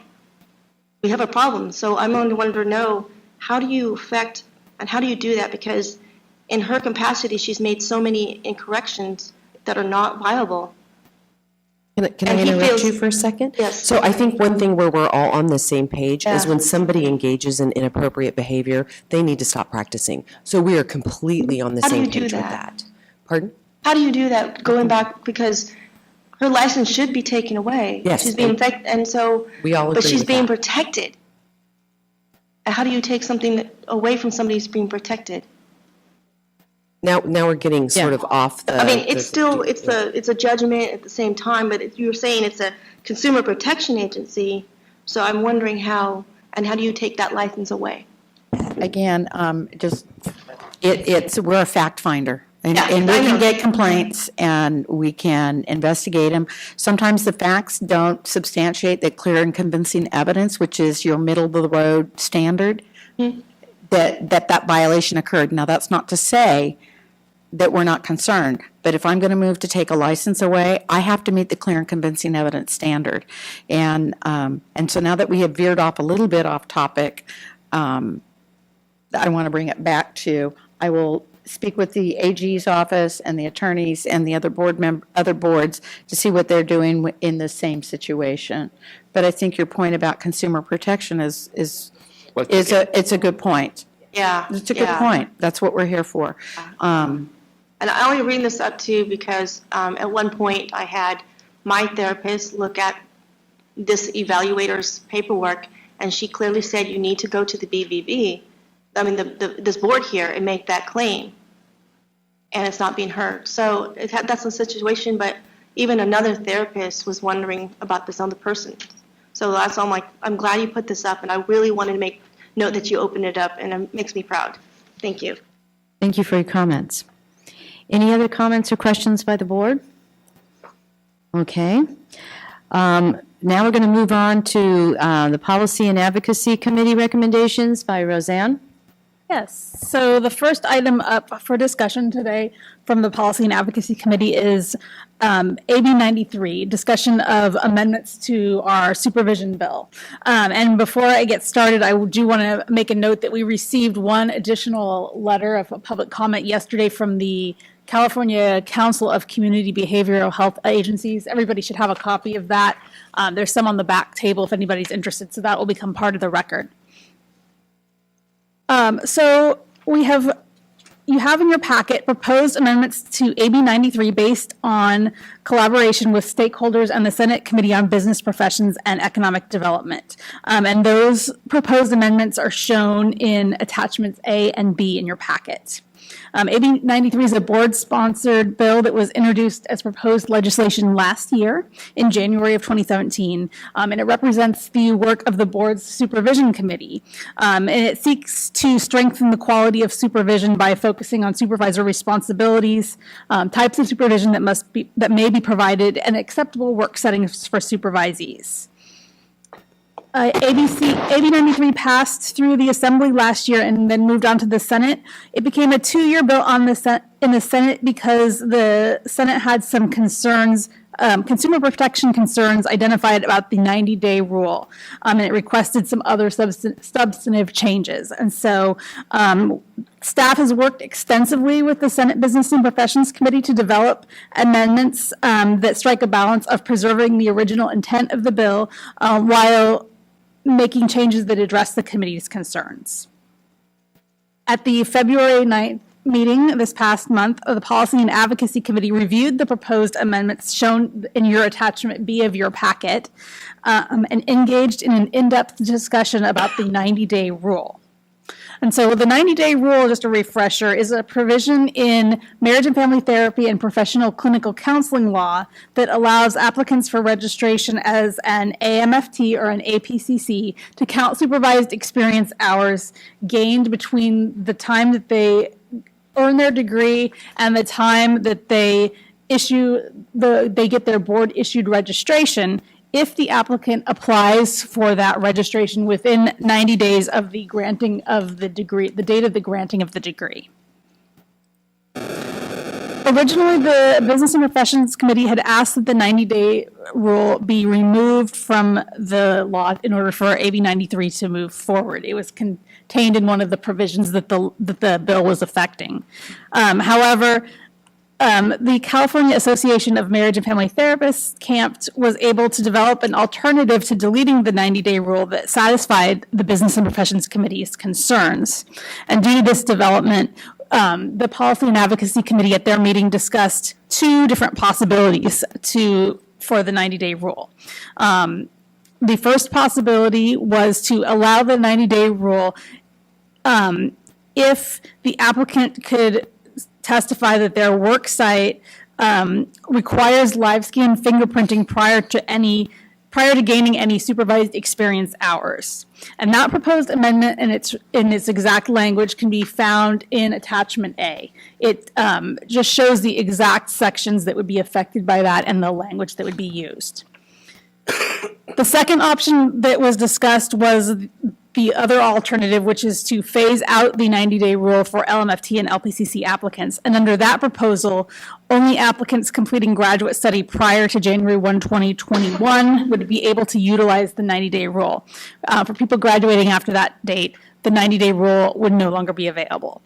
That particular option, the phase out, is written into the attachment B language because that was the proposal that when we worked with the committee to do the Ledge Council draft, that was the proposal on the table. Attachment A shows the more recently negotiated proposal. And so both options for the 90-day rule are on the table for discussion today.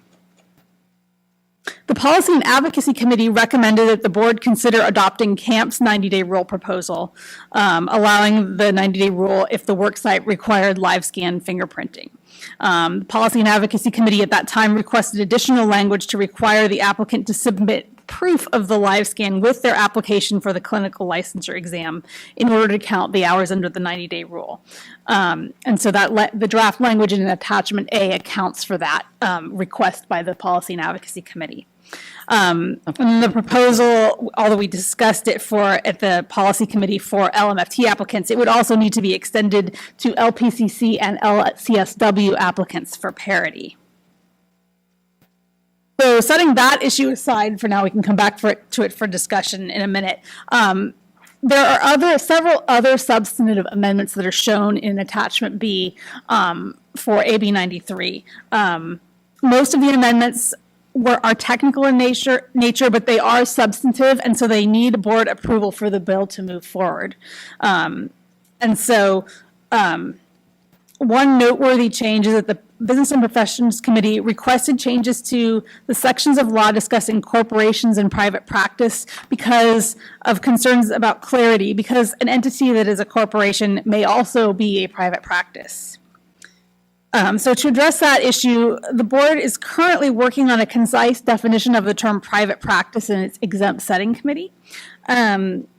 However, the work of the exempt setting committee is not complete yet. And so in the meantime, amendments in this draft of AB 93 seek to better delineate the requirements for private practice versus entities that are incorporated.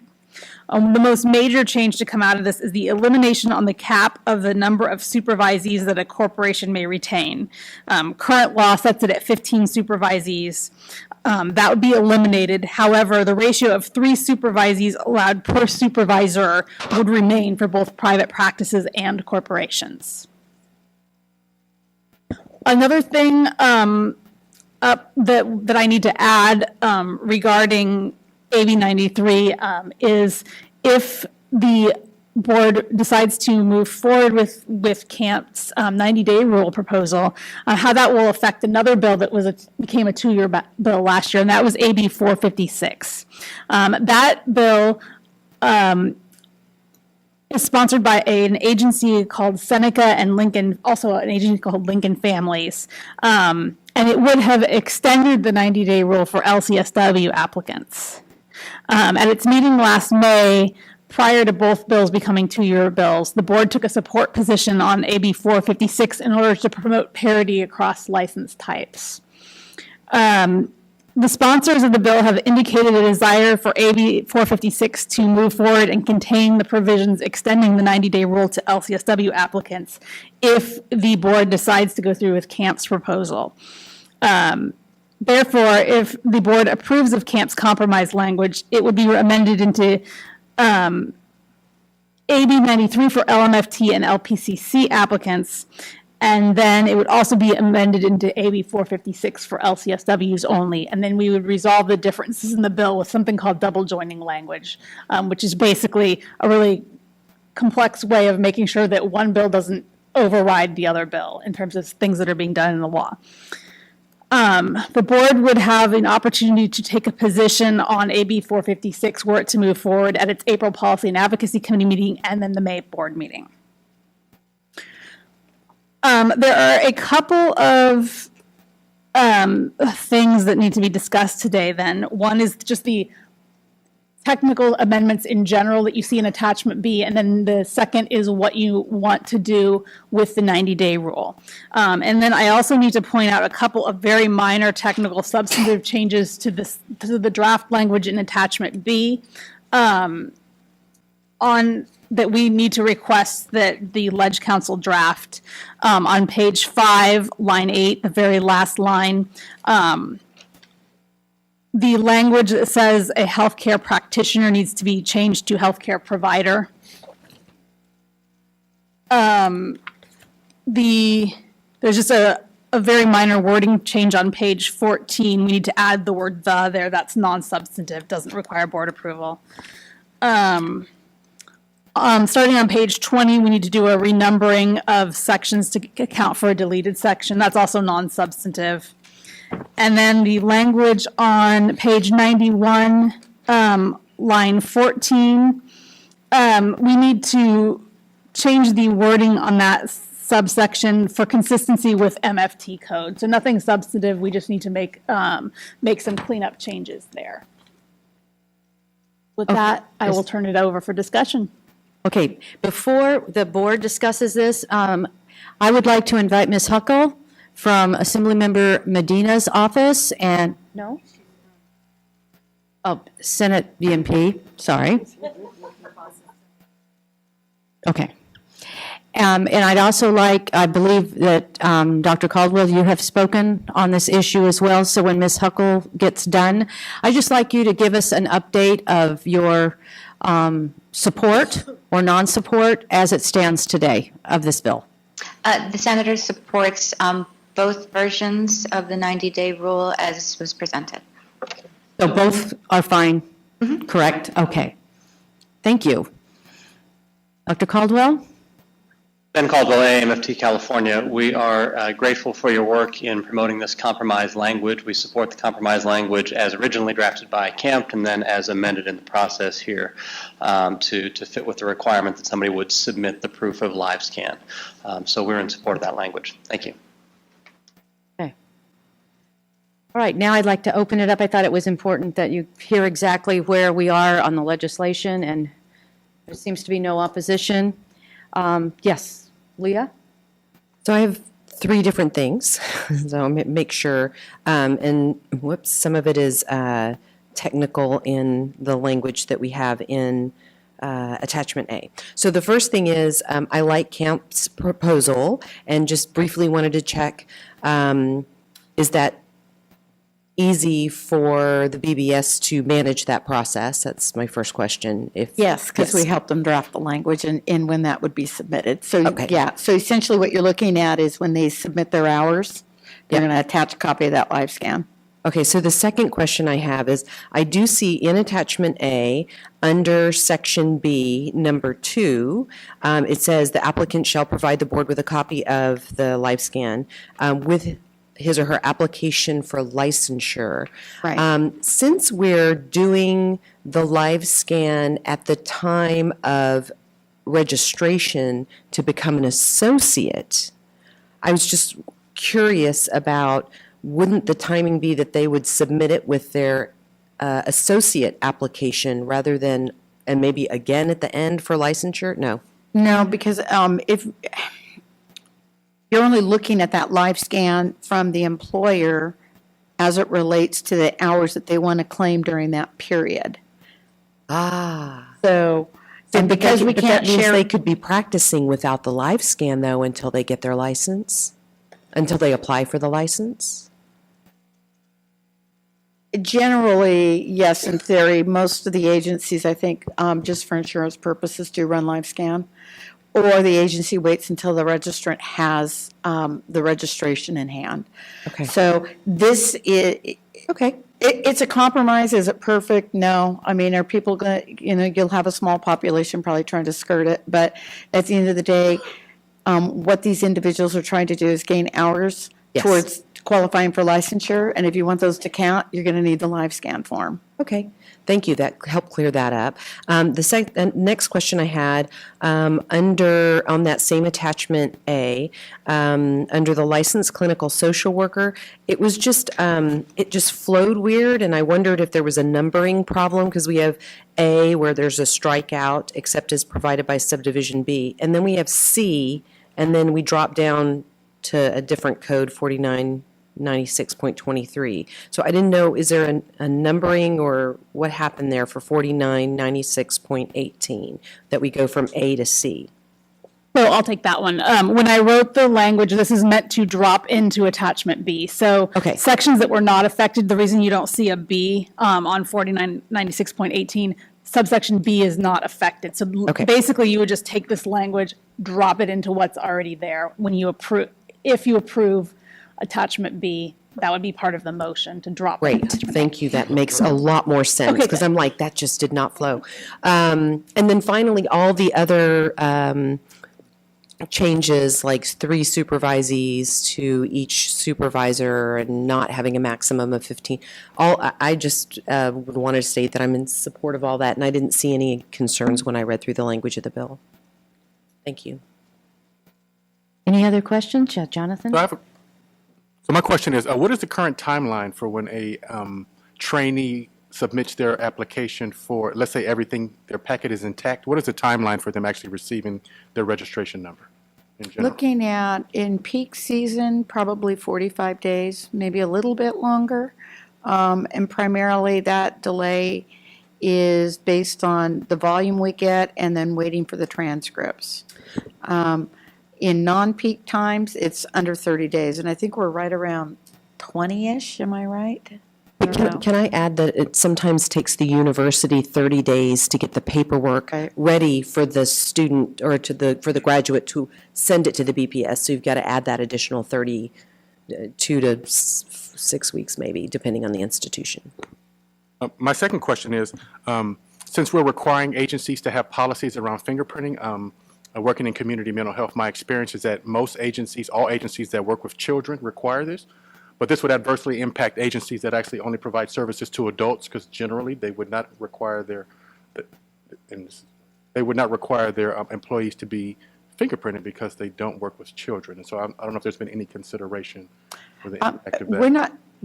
We're not, the way CAMP presented it is that the agencies indicated to them, and if somebody from CAMP is here to expand on this, that'd be great, but the way it was presented to us is the fingerprint issue was not going to be an issue, and that this was the consumer protection compromise that they could introduce to preserve the 90-day rule that currently exists. So they said that this wouldn't be an issue based on what? Like, I mean, there may be some agencies, very large agencies that don't work with kids who are just uninterested in doing that. Mm-hmm. And that's possible. Because I can argue both sides. I can argue for getting rid of it. I can argue for keeping it. At the end of the day, there was a strong desire, as presented by CAMP, from their stakeholders to keep the 90-day rule.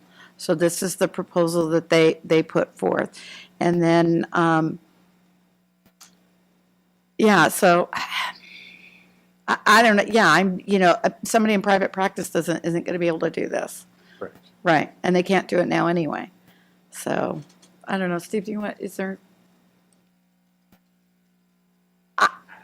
I don't know. It's a question. I don't know that you have an answer. It's a question. It's a consideration of. Correct. About this. At the end of the day, because this bill was never meant to be about the 90-day rule, it was about supervision, and somehow this is now consumed it. I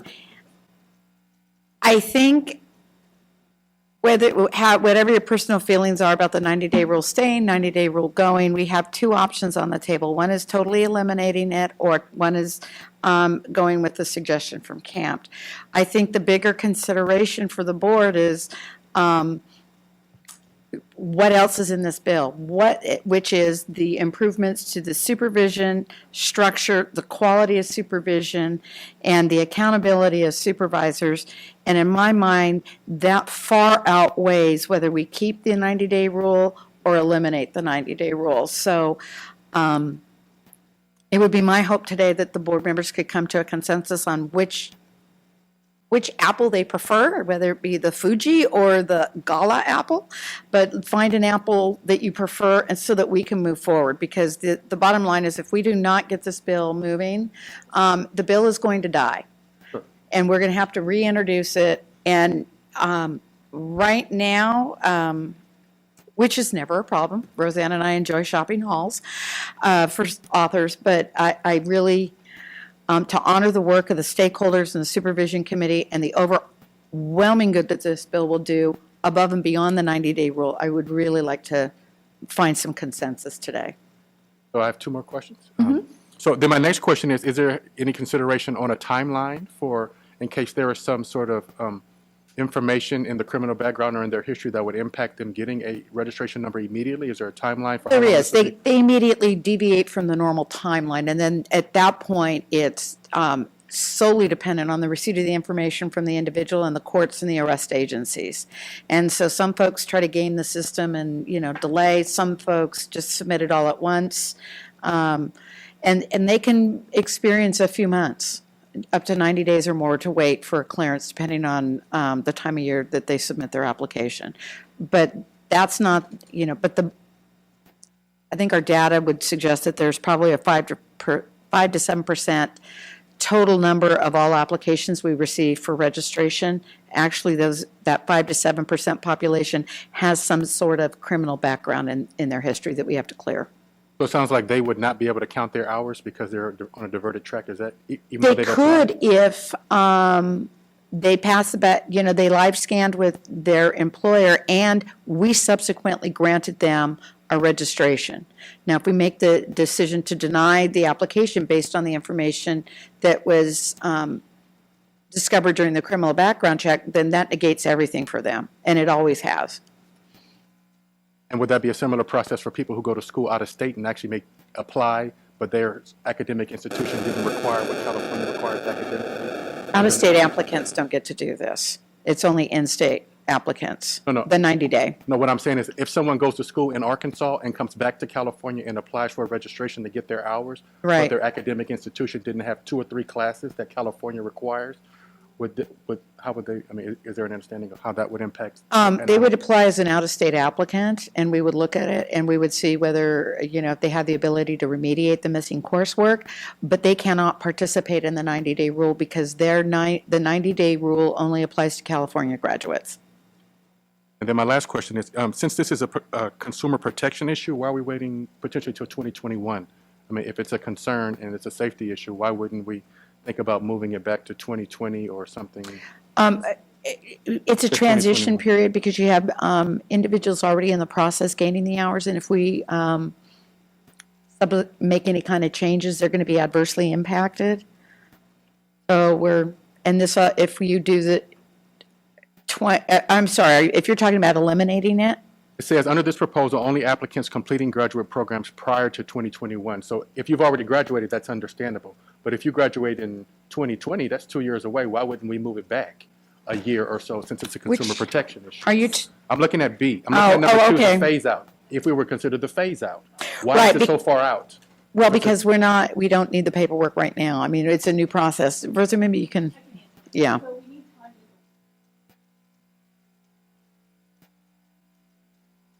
The mic is off. We started proposing July 2019, because you can't just hit the ground running on January 1st when the bill becomes available, not having any people having any information. And so we started with the 6-month, we started by proposing July 2019. But Camp raised the point that, it takes a little time for the information to trickle through to the schools. Okay, when you graduate and you apply right away, you need to make sure you're fingerprinted. So this just allows everybody a full year to get the word out to their students who are going to be graduating, who are going to be registering, that, hey, you need to make sure that you do this and get this piece of paper from your employer. That way we don't have people claiming later that they didn't know. Whenever we have a transition, we have kind of a hard time with people not getting the information, even though we do outreach and things like that. So this is a little bit of extra time so that we can say, well, we had a whole year and we did the best to get it out to everybody. Okay. Ms. Huck? Well, I just have one technical stuff, if you allow me. So I'm looking at the language for the LCSW, and if we're just referring to the in-state social work program, and I'm not seeing the language that's specifically geared towards the California CSWE accredited colleges. So, because right now, as I read, that it applies, that it will be 499-6.18C, an applicant who possesses a master's degree from a school or Department of Social Work that is candidate for accreditation by blah, blah, blah, it shall be eligible. So it means that pretty much everybody, right? No, it's not going to be everybody, because if you look at the full context of 4996.18, the title of that section is Associate Clinical Social Worker, semicolon registration, semicolon employment, semicolon supervision, semicolon credit. Okay. So A starts outlining who can be credited, and this is for this is really in-state. Right, okay. Out-of-state applicants have a whole different section of law that they have to adhere to. So this section is particularly for in-state? Correct. Okay, that makes sense. And to clarify, for in-state, if there was somebody that was coming from an out-of-state school and they followed the 90-day rule exactly, there's nothing in the law that precludes them from doing it, it would be exceptionally rare. There's nothing written that they can't, but it's not something that we see very often. So the language should be sufficient to cover that case. So just my experience, there are, definitely, social workers who like to, they're California residents, and go and, go to Louisiana and get their degree and come back and practice. So, so there are cases like that. And the other thing is, there are a lot of the online program, so they might be, the location or, the degree being conferred maybe in Arizona or somewhere. And then, but they have been in California. So that's why I'm bringing it up, that, the different mode of program, unlike before that, the brick and mortar, type of colleges, it's replaced by, the online, cyber building. So, yeah, I think, yeah. One of the issues that we addressed with those schools is we determined that we were going to look at where the degree is coming from, the physical location, to determine whether you're going to be an in-state or out-of-state. I don't know of any out-of-state applicant that has tried to utilize the 90-day rule for any profession, primarily because we're the only state that does it. Nobody else allows it. So I don't see a huge influx of out-of-state applicants all of a sudden coming in and wanting to be a registrant to count hours. I guess I'm not particularly concerned about, the influx. I think, just to bear in mind that, the program design, can, we have a population that possibly, can be, they might be physically in California, but then they're also considered as outstate because of where they get their degree. Right. And yet, they're physically here. Yeah, So- but we talked about that a while ago, so that's where we landed on where the degree is issued from to determine. Yeah, so just to clarify, the way the 90-day rule is written, if somebody had a degree in another state, graduated, moved here immediately within 90 days and applied as a registration, they could follow the 90-day rule, and the law would account for that. That's assuming that their educational transcript meets, they don't have any Right, assuming that deficiencies in they- everything, the- yeah. But, technically, but we don't see that very often. So that precludes them, and the reason I'm asking, I went to school in Oklahoma. Yeah. When I graduated, I drove back here, and I Mhm. applied for my registration. I think I had to take California law and ethics. Does that mean because I had to do that, let's say if I had to do that today, I would not qualify for the 90-day rule because I had to take that class? Or because I applied, that gets me in on the 90-day rules? There's a distinct, you see, I've applied, I just need to get this class. Right. Requirements. And I'm asking because, like she said, people go to school out of state and they come home to work and live. It would be a deficiency, and you would have 1 year to remediate. 1 year to remediate, before you could issue, Still collect your hours, is what we're saying. Correct. You could because you've still, applied. if you had the fingerprints, you could still collect your hours, and then assuming you met the deficiency within the 1 year, then you would continue on and move forward. Mhm. Yes. Yes, it is. Okay, I think we have 3 people who would like to make a comment. Yeah, Dave Jensen with CAMP, just to respond to Mr. Maddox's comments. The language doesn't require community care agents to do anything. They can, live scan or not is up to them. All this does is if I work at a place that live scans and I comply with the other requirements, then the hours are going to count. But it's up to, entities don't have to follow that requirement. On behalf of CAMP, they do want to, But the consequence of that is that if I work there and I'm trying to get my hours, I cannot. Is that correct? Without the live scan, exactly. So if I'm going to get my hours, I'm choosing entities that follow the format, but we're not requiring any entities to do anything. That would be voluntary on their part. Can I ask a clarifying question? Because it looks like the wording says that as long as the agency has a policy, they don't have to be live scanned there. The agency just has to have a policy saying you have to be live scanned. Yeah, So they can go down to the post office or whoever does it and get live scanned, You correct? got to be able to produce the paper, though, at some point. So the policy's got to bear fruit in terms of the scan actually occurring. We encourage you to, our policy is we encourage the live scan. At some point, they're going to have to turn in the piece of paper. So let me finish my point, please. So what I was saying was that the way it's worded, the policy says that the agency has to have a policy require them to be live scanned, but they could be live scanned elsewhere as long as they could get a certificate certifying that they've been live scanned. Yeah, I think those are the details that would get fleshed out, where, when. That's not correct. Here's how we're going to implement it. When they submit that live scan, because they have to submit their hours, and the hours that they want to claim list the employer. If the live scan does not match the employer, then I have to me, I don't have any verification that you got the live scan with that employer, so I'm not going to take it. Second, even if you are live scan, the way live scan works, you can't share that information with anybody. I mean, you can get your live scan on behalf of the employer, which is listed on the sheet that we have, because they list the employer. When we live scan, it comes back to us, there's a code, and that's the same for the employers as well. And the word, in the language, the word "that" is critical. That says that the employer has to require completed live scan fingerprinting, and the applicant shall provide the board with a copy of that completed form. Right. So it implies that it has to be from the employer. If your hours are coming from Kim's Therapy Services, then your live scan better say Kim's Therapy Service. That's how we're going to implement it. Mm-hmm. Tight nexus, I think. And on behalf of CAMP, I do want to say, thank you, especially to Kim and Roseanne for all the work that they've done the last couple of years with this. I know it's been an interesting ride.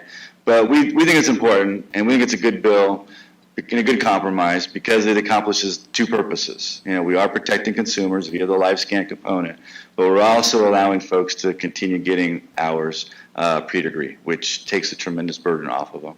So again, on behalf of CAMP, thank you, and we really hope that you do sign off on it, and this will become law shortly. Thank you. Is there another person who'd like to speak?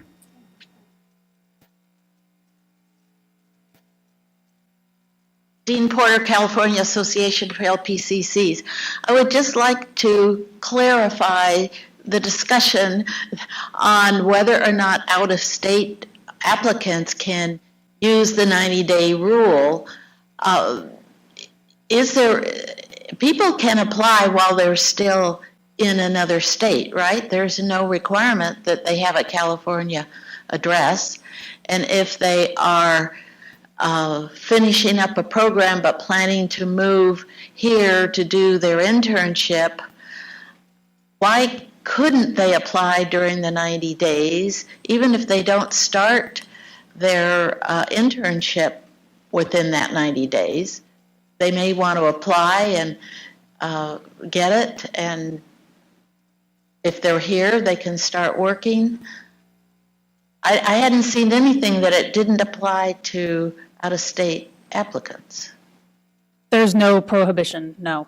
Okay. The out-of-state sections talk about education being substantially equivalent. That doesn't have anything to do with the 90-day rule. The 90-day rule would stand as long as they followed the protocol that anybody would apply within 90 days of graduating. It would be rare for that to happen, but it could happen. Okay, thank you.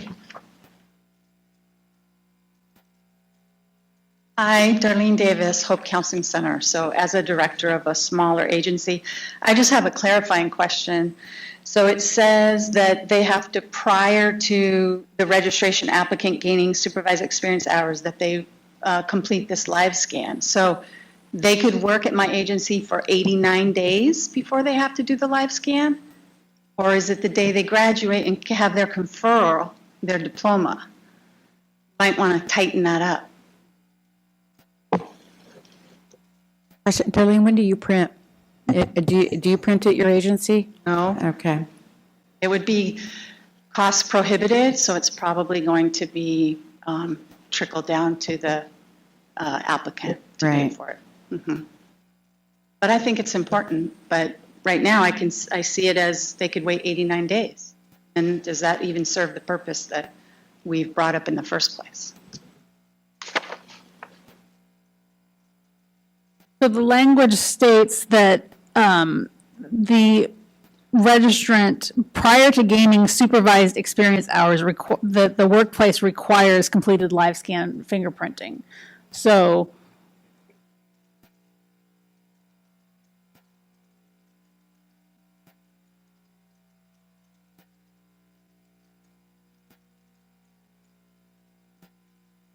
well, they have to apply within 90 days. They're a registrant applicant. They're not a registrant yet. They have to apply within 90 days. And then the second point of that is that prior to the registrant gaining supervised experience hours, they have completed live scan fingerprinting. So I'm not where the loophole is.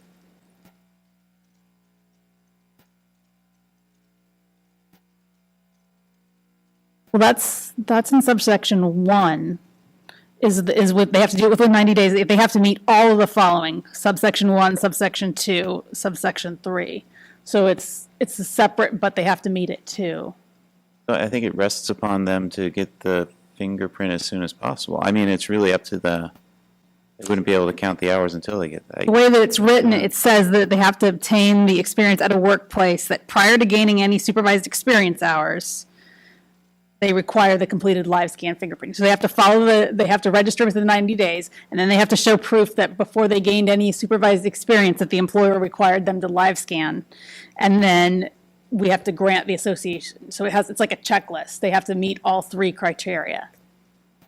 So what would happen in practice is that we would get the live scan because there's going to be a date on it, and then they're going to, they also list the dates that they're claiming their hours. So they're going to look at that, the evaluators. So if you've worked 89 days, 80 days, and then you decided to print, they're going to take out the ones. They'll ask for weekly logs, and then they're going to eliminate those ones that were earned before the live scan happened, because that's not the intent. Right, I didn't think that was. But No. So one clarifying question then, Roseanne, is one language is that registration applicant. That means someone who is filling out their application. And then the second language you said that before they start getting supervised hours as a registrant, that tells me once they've been approved as a registrant, they are now an associate. So it still, to me, doesn't fill in that gap, and maybe I'm missing something. So as an applicant, I have 90 days to come give you my application. And then once you approve it, now I'm a registrant. And that's when I have to have the live scan done in order to approve those hours. Now I can back those 90 days, but it doesn't tell me that the live scan date of the live scan had to be day 1. It tells me that it had to be dated by day 89. I think this might be where we have to run back to the attorneys. Well, we can't Yeah, I if know. we're going to move it forward. So what would happen if you said that you had to have it live scan on the first day that you work as a applicant waiting their registration? So it says prior to gaining any supervised experience hours that they have to have completed the live scan fingerprinting. As a registrant. So if they didn't, then they can't count those hours. Right. That's what it says.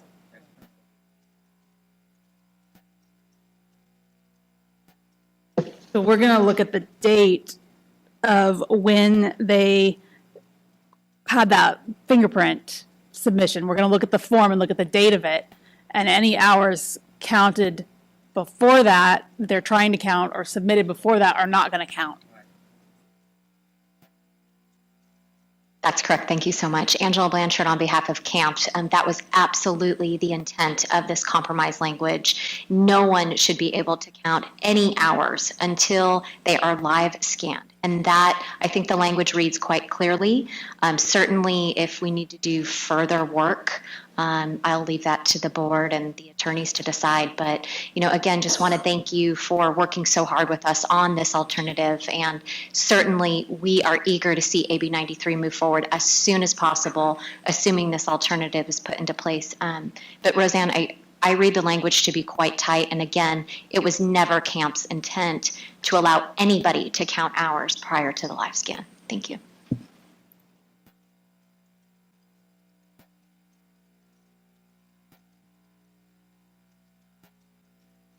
Okay. I think the language is clear. I mean, does anyone else not think it's clear? Yeah.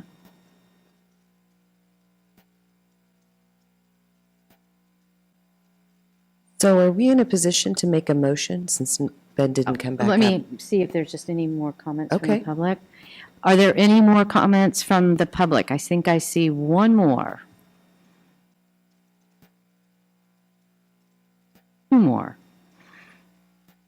Good afternoon, members of the board. My name is Rachel Norris. I'm an LCSW with Seneca Family of Agencies. Seneca is a provider of children's mental health, child welfare, education, and probation services.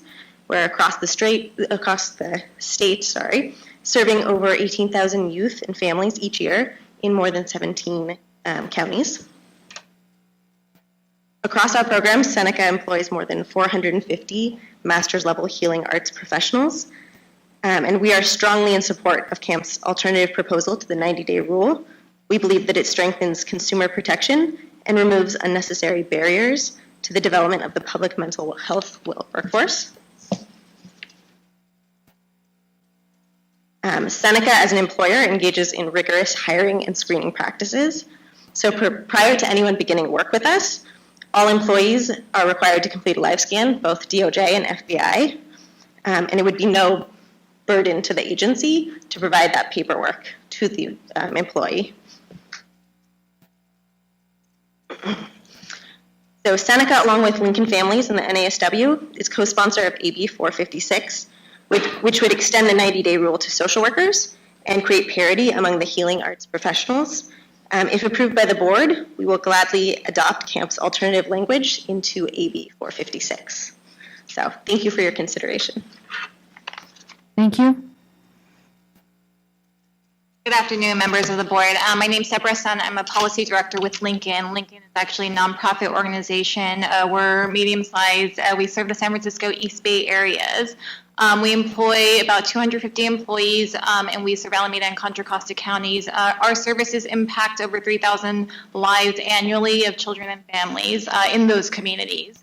One of our priorities as an organization is to make sure that diversity, inclusion, and equity are infused in everything that we do, not just in our services, but also for developing our workforce. So in effect, the concepts of workforce development and community are not mutually exclusive to us because we recruit from the community to make sure that our workforce represents the communities that we serve.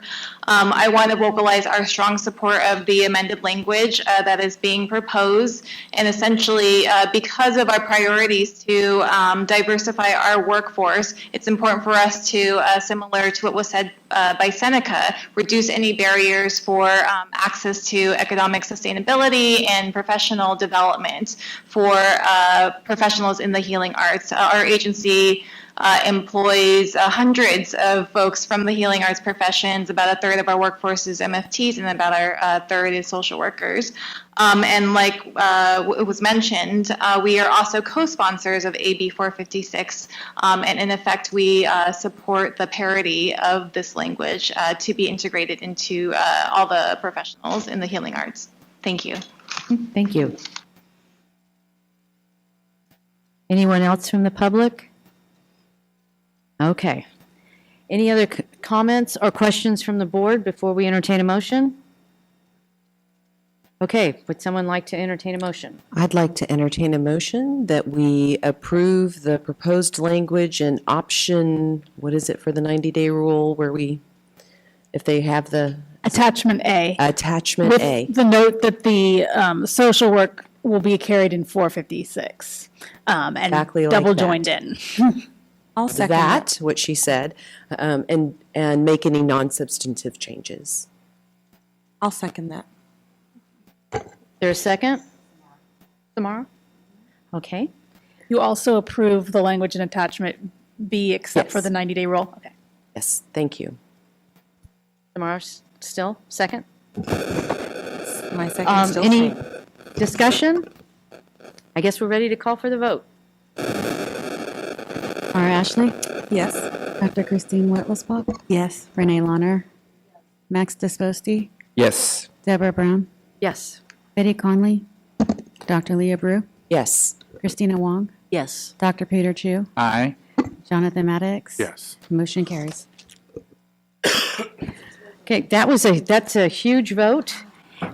This has been going on for quite a while. 2 years. 2 years, almost 2 years. Thank you very much to our chair, Dr. Brew, who started this a couple of years ago, and those who served under her on that subcommittee, and to all the stakeholders who put in endless hours in making sure that everything came to where we are today. I think that we have met the timeline, and hopefully this will be moved on and signed sometime soon. At least in 2018, right? All right, moving on. Oh, we're gonna break. It's okay. it's past lunchtime, so we're going to break. It is look at my phone, 12:40, and we're going to be back at 2 o'clock. By 2 o'clock. Okay. We are in recess until then.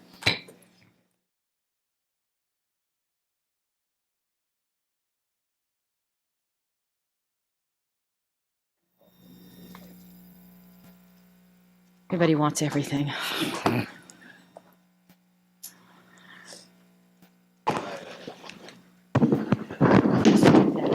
Do this. Am I on, Cesar? Okay, I'd like to call the meeting of Behavioral Sciences back to order. It is 2:03-ish. I use Time Classic as in a watch with no numbers. Okay.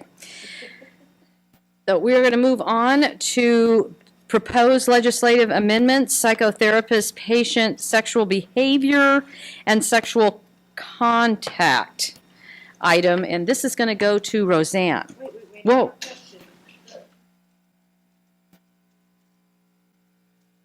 Microphone. Yes. Did we? This is B. Okay, thank you.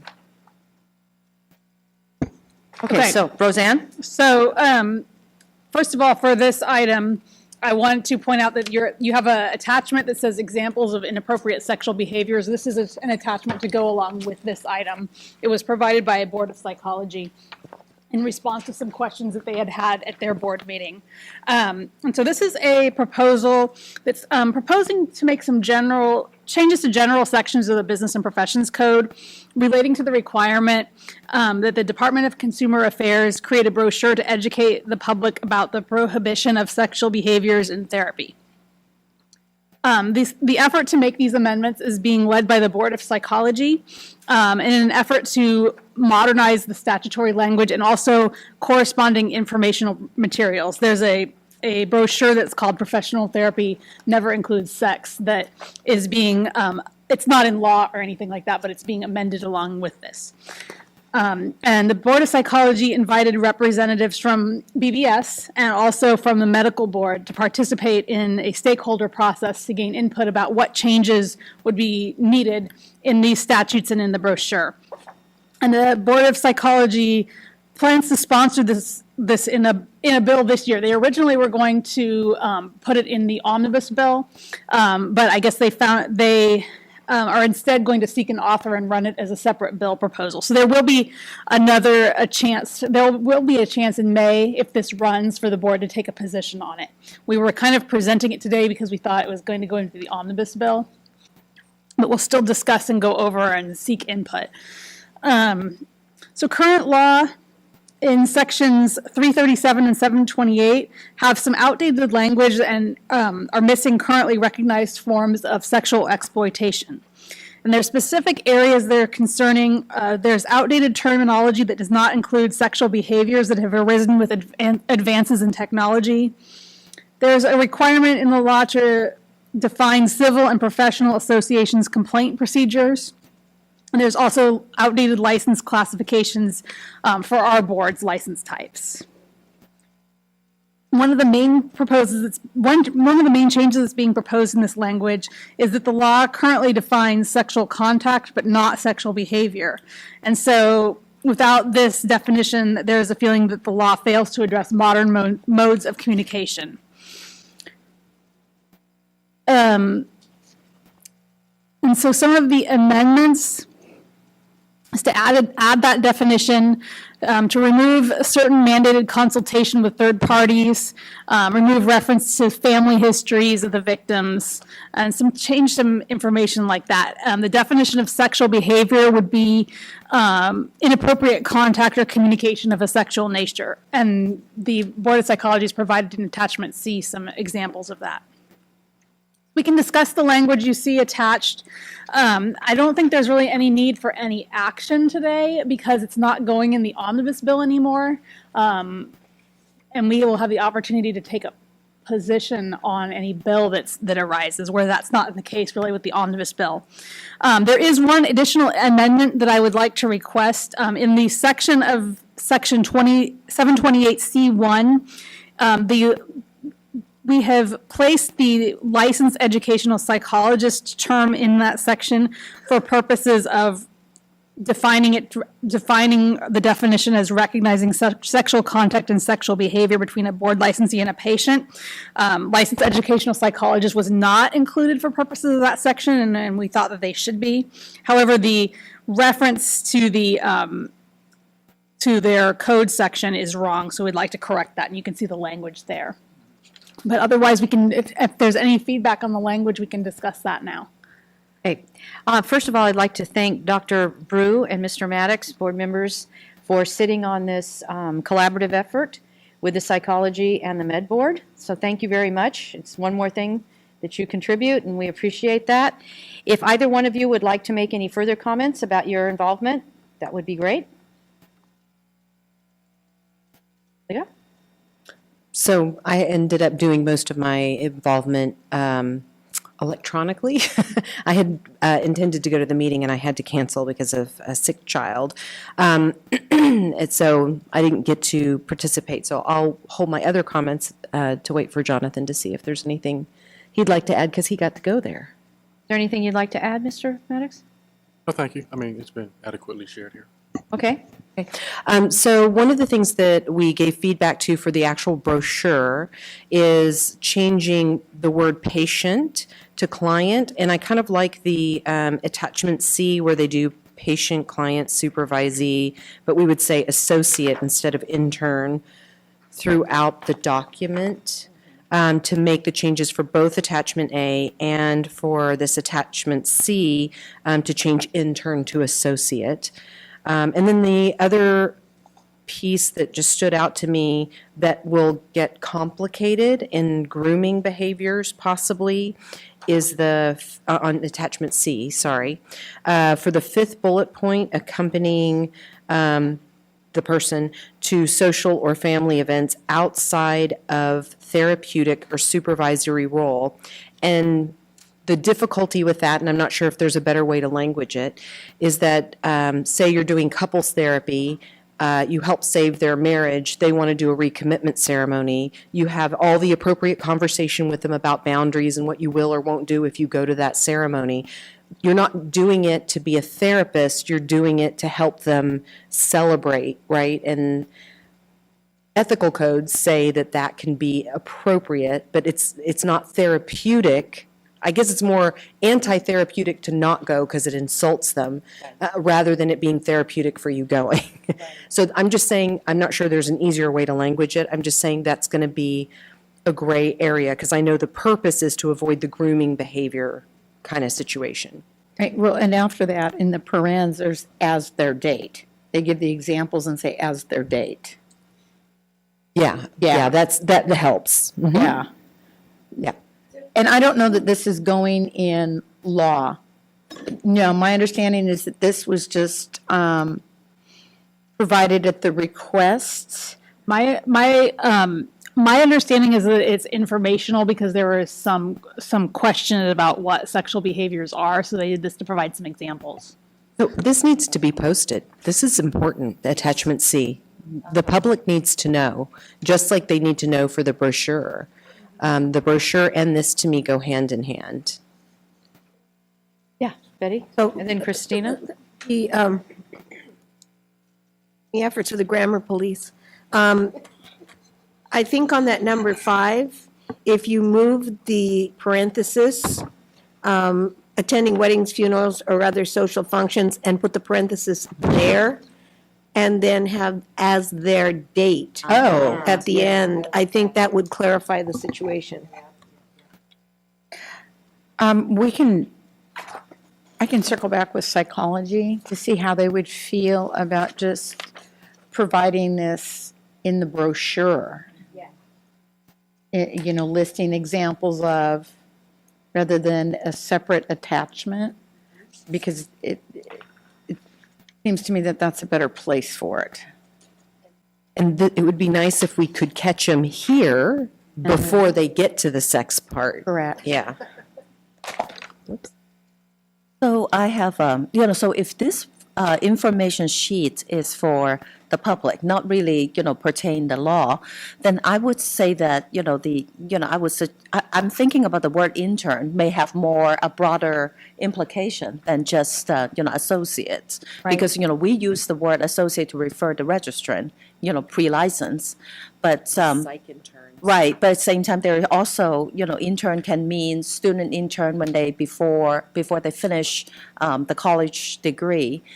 So I'm thinking just to maybe add clarity or maybe just leave it the way it is. I think that we could add associate in there in addition to intern, because psych board does have interns. Yeah. But Yeah, we so have adding- associates, so add associate. Yeah, I think that will work.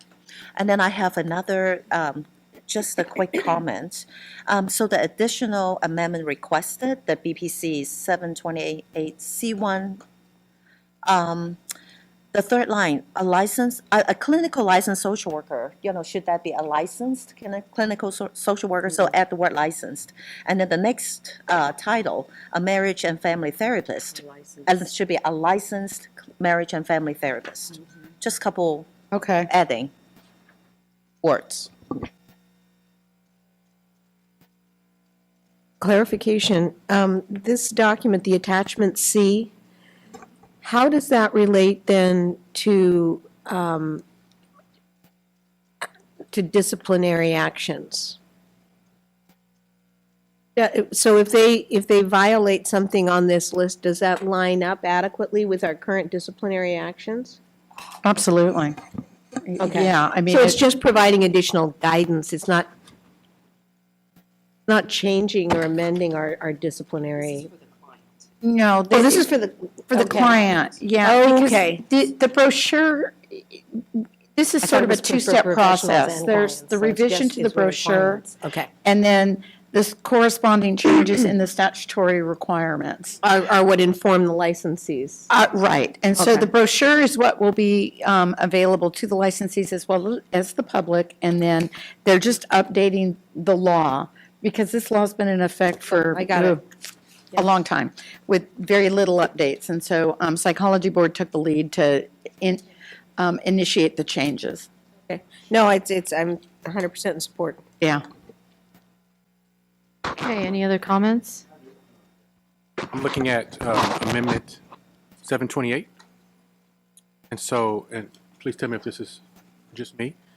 The wording makes it, as I read it, I think it would be clearer if it said something like, the employer of a psychotherapist who becomes aware through a patient that the patient, that they themselves, or any patient. It's they themselves, right? I'm at Amendment BPC 728 on page 207. Not any patient. It's the person has Speaking to. to themselves, right? They have to speak for themselves. So right? I'm wondering if we could suggest that who becomes aware through a patient that they had alleged, so that it's clear that they're still speaking about themselves. It says patient, we change that to they had alleged sexual intercourse. Anyone? I'm looking at, yes, I'm looking at A.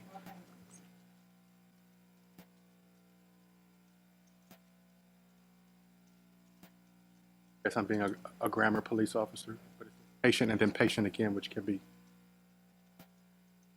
I'm not understanding what you're asking. So any psychotherapist or employer of a psychotherapist who becomes aware through a patient. Patient that they had alleged. Well, the they is vague. I think you need to say that the patient has alleged.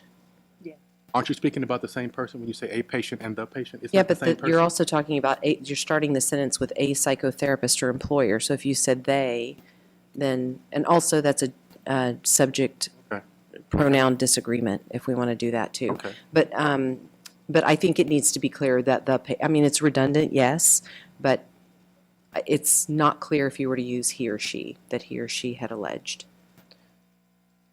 And then I guess, okay, so thank you. So then I guess my second comment is if you go a little bit further down, where promulgated was stricken, it says by the department that delineates the rights of and remedies for patients who have been involved sexually with their psychotherapist. Should that be broadened along with the other language? Should it not say been involved sexually, because we're not just talking about someone who actually had physical contact, but maybe was engaged in sexual behavior that maybe they didn't elicit from the psychotherapist?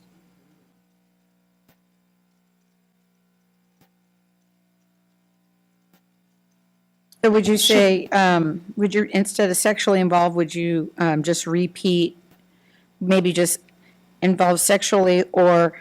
Yeah, but a victim of inappropriate sexual behavior or sexual contact. Yeah.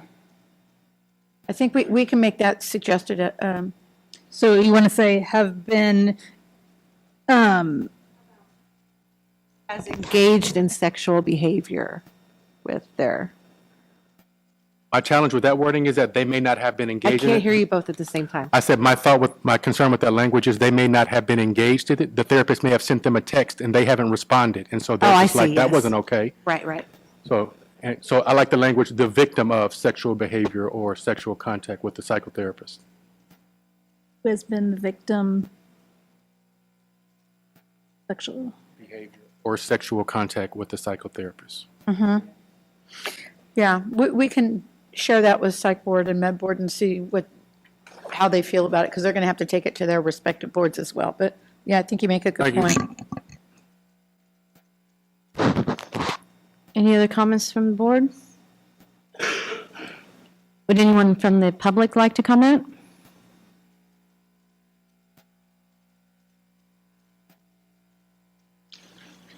Janley Wong, NASW.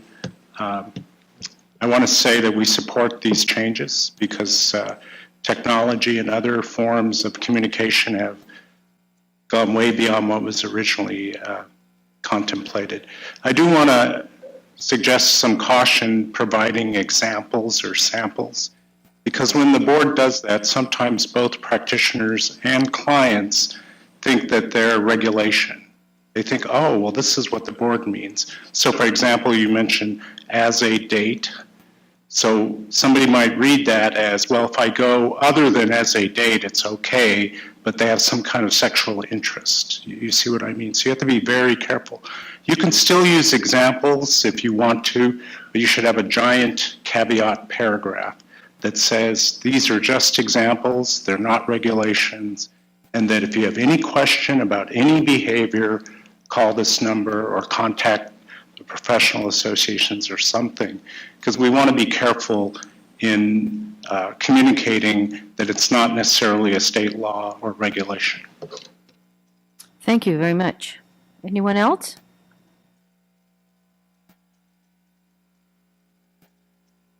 Dave Jensen with CAMFT. I want to echo Janley's comments. We certainly support any laws to regulate the profession, especially in this area. And just so we're clear, these are not examples that people came up with on their own. I actually review every accusation, the BBS and the BOP, put out there, and these are actually drawn from real live cases. Right? So the list is actually pretty comprehensive. But yeah, obviously the world's changed in terms of technology, and there's lots of violations that would create boundary sorts of problems that don't involve touching, but involve other sorts of sexual misconduct. So we would absolutely support these changes. Thanks. Thank you. Any further comment from the public? Okay. Roseanne? I don't know that any action is necessarily needed. We can pass along the suggested changes, and then there'll be a chance if this gets introduced as a bill, then we can pass it. I understand they have a vehicle. I haven't seen it introduced yet, though. We can analyze it and take a position on it in May. Make one last comment. I'm wondering on the attachment C, where it says consensual inappropriate communications, if we should suggest that they remove consensual, because these are just inappropriate communications, whether they're consensual or not. You can't consensually provide photos of yourself naked to a client. I mean, whether they want to or not, it shouldn't be. It's inappropriate. So it's just inappropriate communications.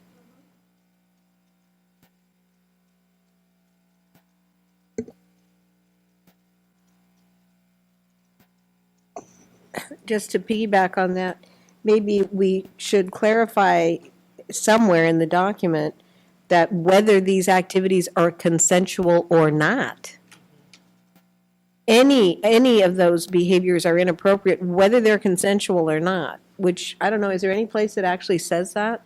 I do recall us in our conversation about the brochure that we brought up the inherent power dynamic that exists, and that all contact like this between a therapist and a client is inappropriate. No, I get it, but my point is, No, what I'm saying is that it's in the there. brochure. It's in there. Okay. Yeah, we actually Okay, put that. that's because I'm thinking from a consumer standpoint, someone who perhaps is vulnerable may believe that they're providing consent, and so therefore it's all okay. And so I just want to make sure that we're clear that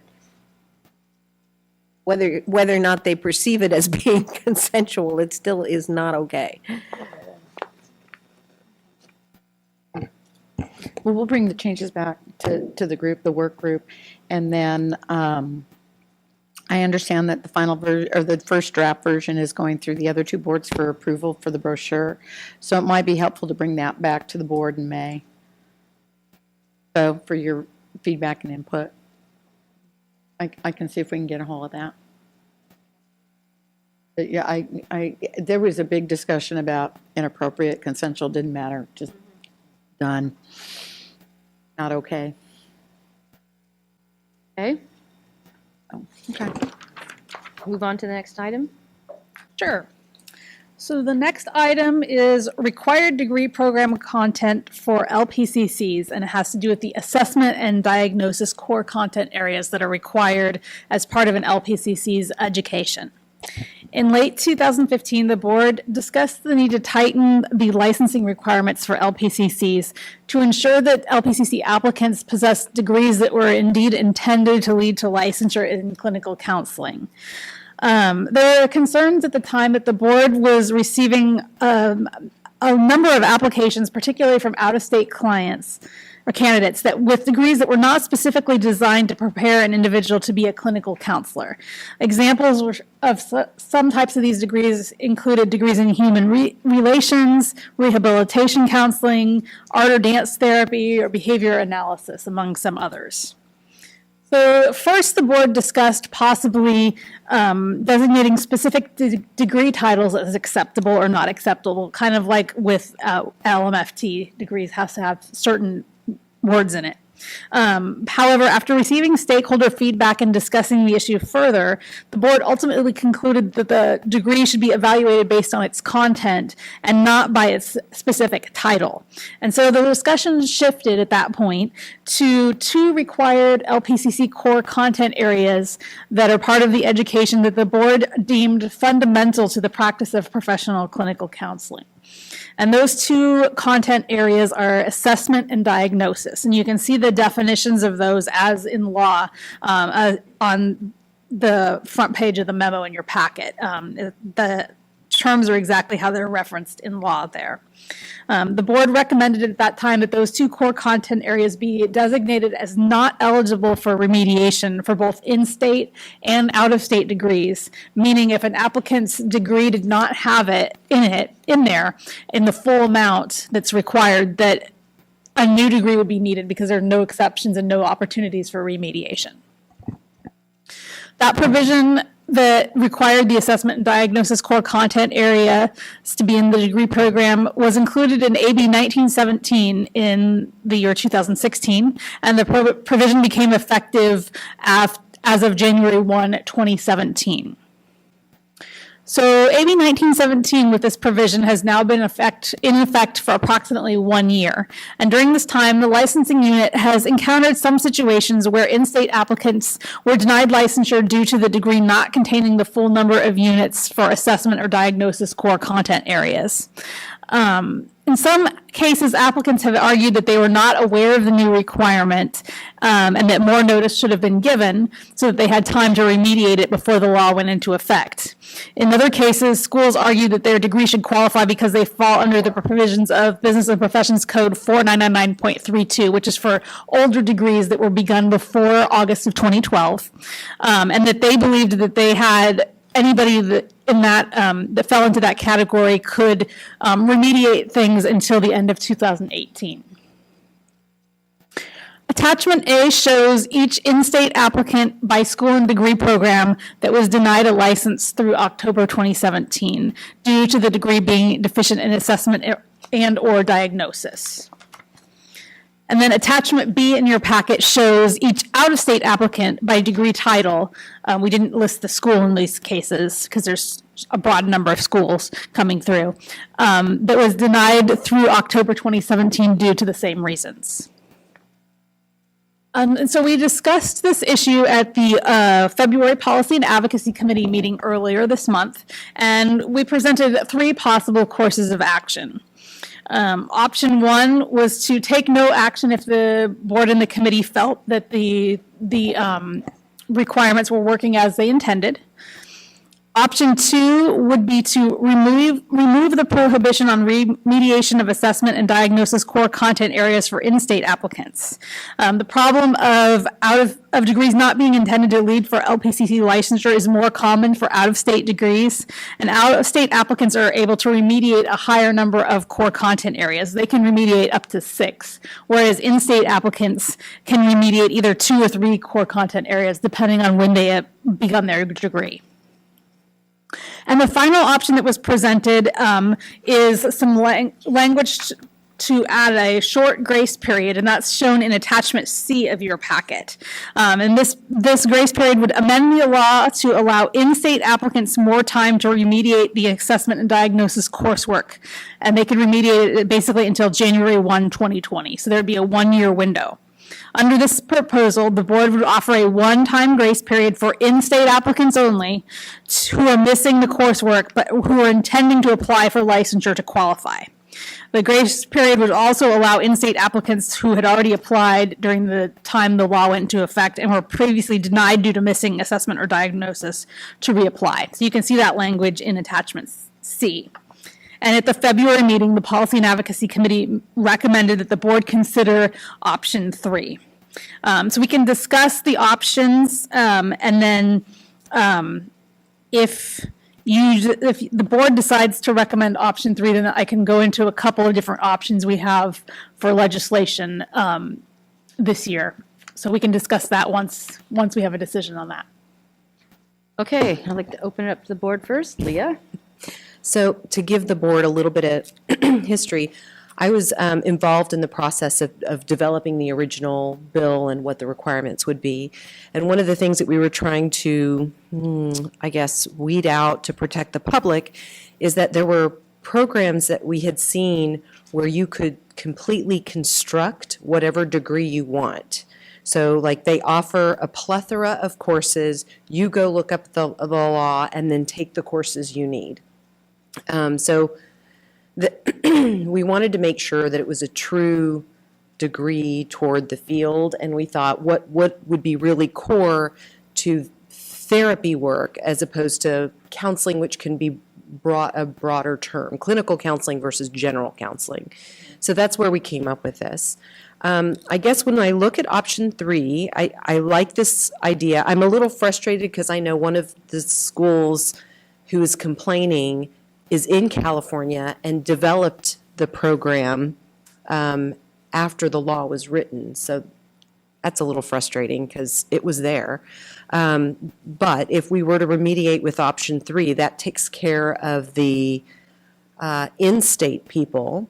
So then for the out-of-state people who are not already licensed, because portability might take care of that, are the out-of-state people able to remediate those 2 courses? The intent is no. The intent is no. No, we would not open this up to out-of-state. Okay. This is strictly to address the concerns of the in-state schools.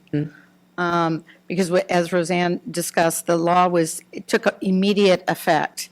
So we had basically from the time that the governor signed the bill, which was probably October, until December 31st to notify the schools that, hey, don't graduate your students, California schools. Because they can't be absent the assessment and diagnosis piece.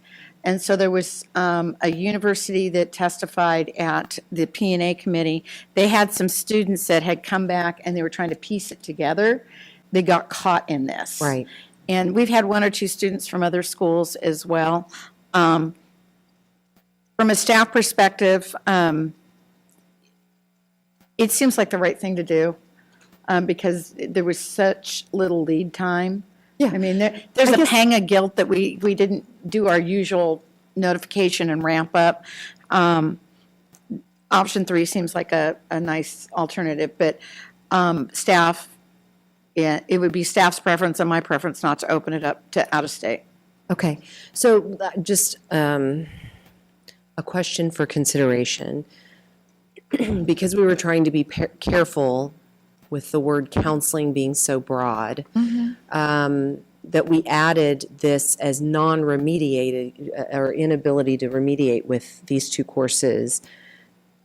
Do we feel like these 2 courses actually are necessary as part of the degree in order, like, does that work for MFT? Would they be able to remediate these 2 courses? They can't. No, because it's Okay. already in. The only problem we're seeing It is we a don't see the course. problem in social work applications or marriage and family therapist applications. It's only the LPCC applications. Okay, so there's only one other piece that I want to consider in terms of out-of-state. So the national standard for school counseling is that they might have particularly these courses in assessment and diagnosis, but only for children. And my guess is those 2 courses don't prepare them to do work with adults. I guess what I want to say is if their degree included assessment and diagnosis for children and it's a school counseling or educational counseling, it's appropriate for what they were doing because some states license school counselors separately, then I would want them to remediate to be able to do it with adults. It would still be part of their degree, but right now, the way the law is written, they would have to have lifespan development, and because of their state requirements, it wouldn't make sense that they would have lifespan development when they're only licensed to work with kids. Right, but portability will take care of that if we adopt the portability models. For the licensed people, but For the not for licensed people. somebody who has a new degree and is moving back home to California. Right, but the challenge I have with that would be they get their education in a state in which that education is designed to lead to licensure. Right. And then they want to come to California. Some of the states, if the program has been accredited by KCRAP, that's generally not a problem here. Right. So the problem that we are seeing that I am routinely responding to is that the title of the degree or the class assessment, boy, at the face value, it looks great. It says assessment, right? Well, because it's not KCRAP accredited, then the staff will request a syllabi. We'll review the syllabi and realize it's not anywhere close to what we put in law. And so we will say you don't qualify for licensure. And so and they can't remediate that, even though it's in their degree program. I would like to keep that standard I guess, but what if it meets all the requirements, but just for K through 12? That's getting down into the weeds. We'd probably want to have a different conversation maybe offline about that. Okay, but do you see what my argument is? Yes, but no. Okay, all right. I just thought I would look at that because I don't want to exclude people who are qualified to do psychotherapy and do really good work. I don't either. Yeah, and have to get a whole nother degree, because certainly when I moved here, I couldn't be an MFT based on the way the law was written. So I had to help get a whole new law. Right. So I could Well, and I would realize- say to you that what we're seeing since this law's been implemented, in particular with the out-of-state degrees, it is doing what it's designed to do. Okay. It is doing exactly the very thing that we had concerns about when the board made the decision to change the law. So I think it's working in that respect, and I would really don't want to monkey with that. Okay. I do, I'm sympathetic to the California group that was sort of in flux. Okay. Because those schools, LPCC law was new, they were scrambling, they were trying to put a program together, and midstream in their program, we said, oh, wait, can't do that now. So I'm a little more sympathetic to that. Okay, so I like option 3. Okay. And I'm supportive of this, and there was something else I was going to say, so I'll just wait until I remember again. So I actually have a question Jonathan? also, because I'm actually not clear what assessment is talking about, because it says assessment, appraisal, and testing of individuals. So I'm wondering, are we talking about, as an MFT, when someone comes into my office, I do an assessment, which allows me to identify what's the current presentation, what symptomology are they experiencing, which leads me to building a case for medical necessity, which leads to a diagnosis? Are we talking about that? Or are we talking about some sort of diagnostic tool where they're sitting down and doing standardized questioning to test?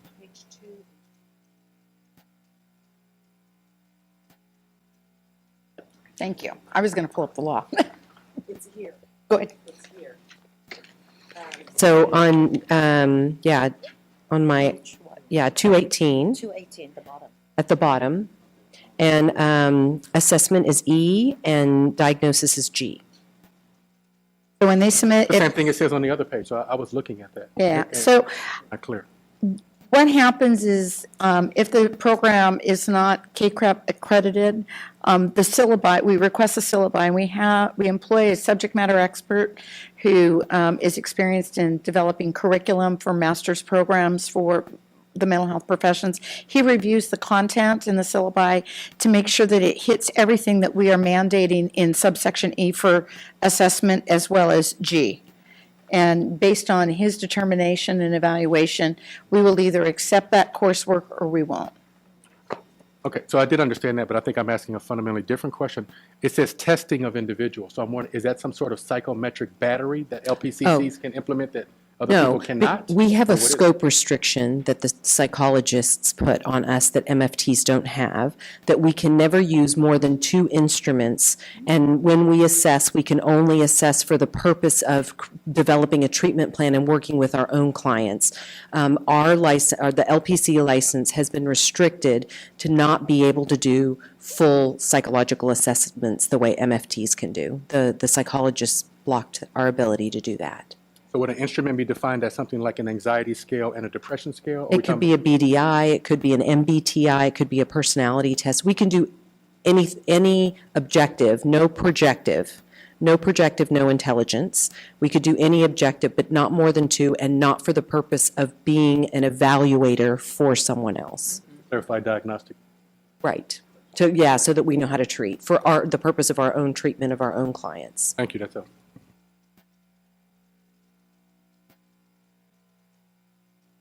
Any other comments? Okay, open up to the public. Any comments?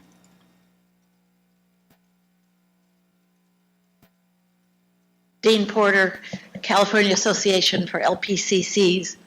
I think staff has done a very good job of presenting the background of these amendments to the LPCC statute that took effect in 2017. While not allowing diagnosis or assessment to be remediated post-degree seemed like a good idea at the time, we've since learned that there are in-state counselors in the pipeline who planned to apply under the requirements that apply to those who began their study in 2012 and will complete it before December 31, 2018.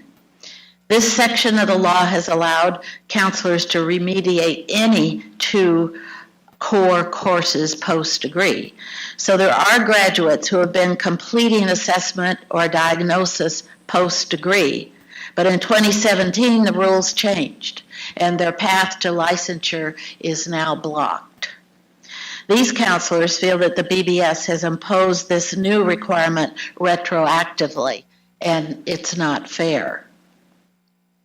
I think that the proposed option 3 would give these applicants a one-time grace period where they could still apply for the license even if they have remediated assessment or diagnosis post-degree. Attachment B indicates denials for out-of-state applicants due to a deficiency of assessment or diagnosis. Although this has been just now discussed, I think we would like to discuss this a little more, drill down a little bit more depth at a subsequent meeting. It's just devastating to learn that you need a new degree because one course is missing or it's inadequate and you're not allowed to remediate it.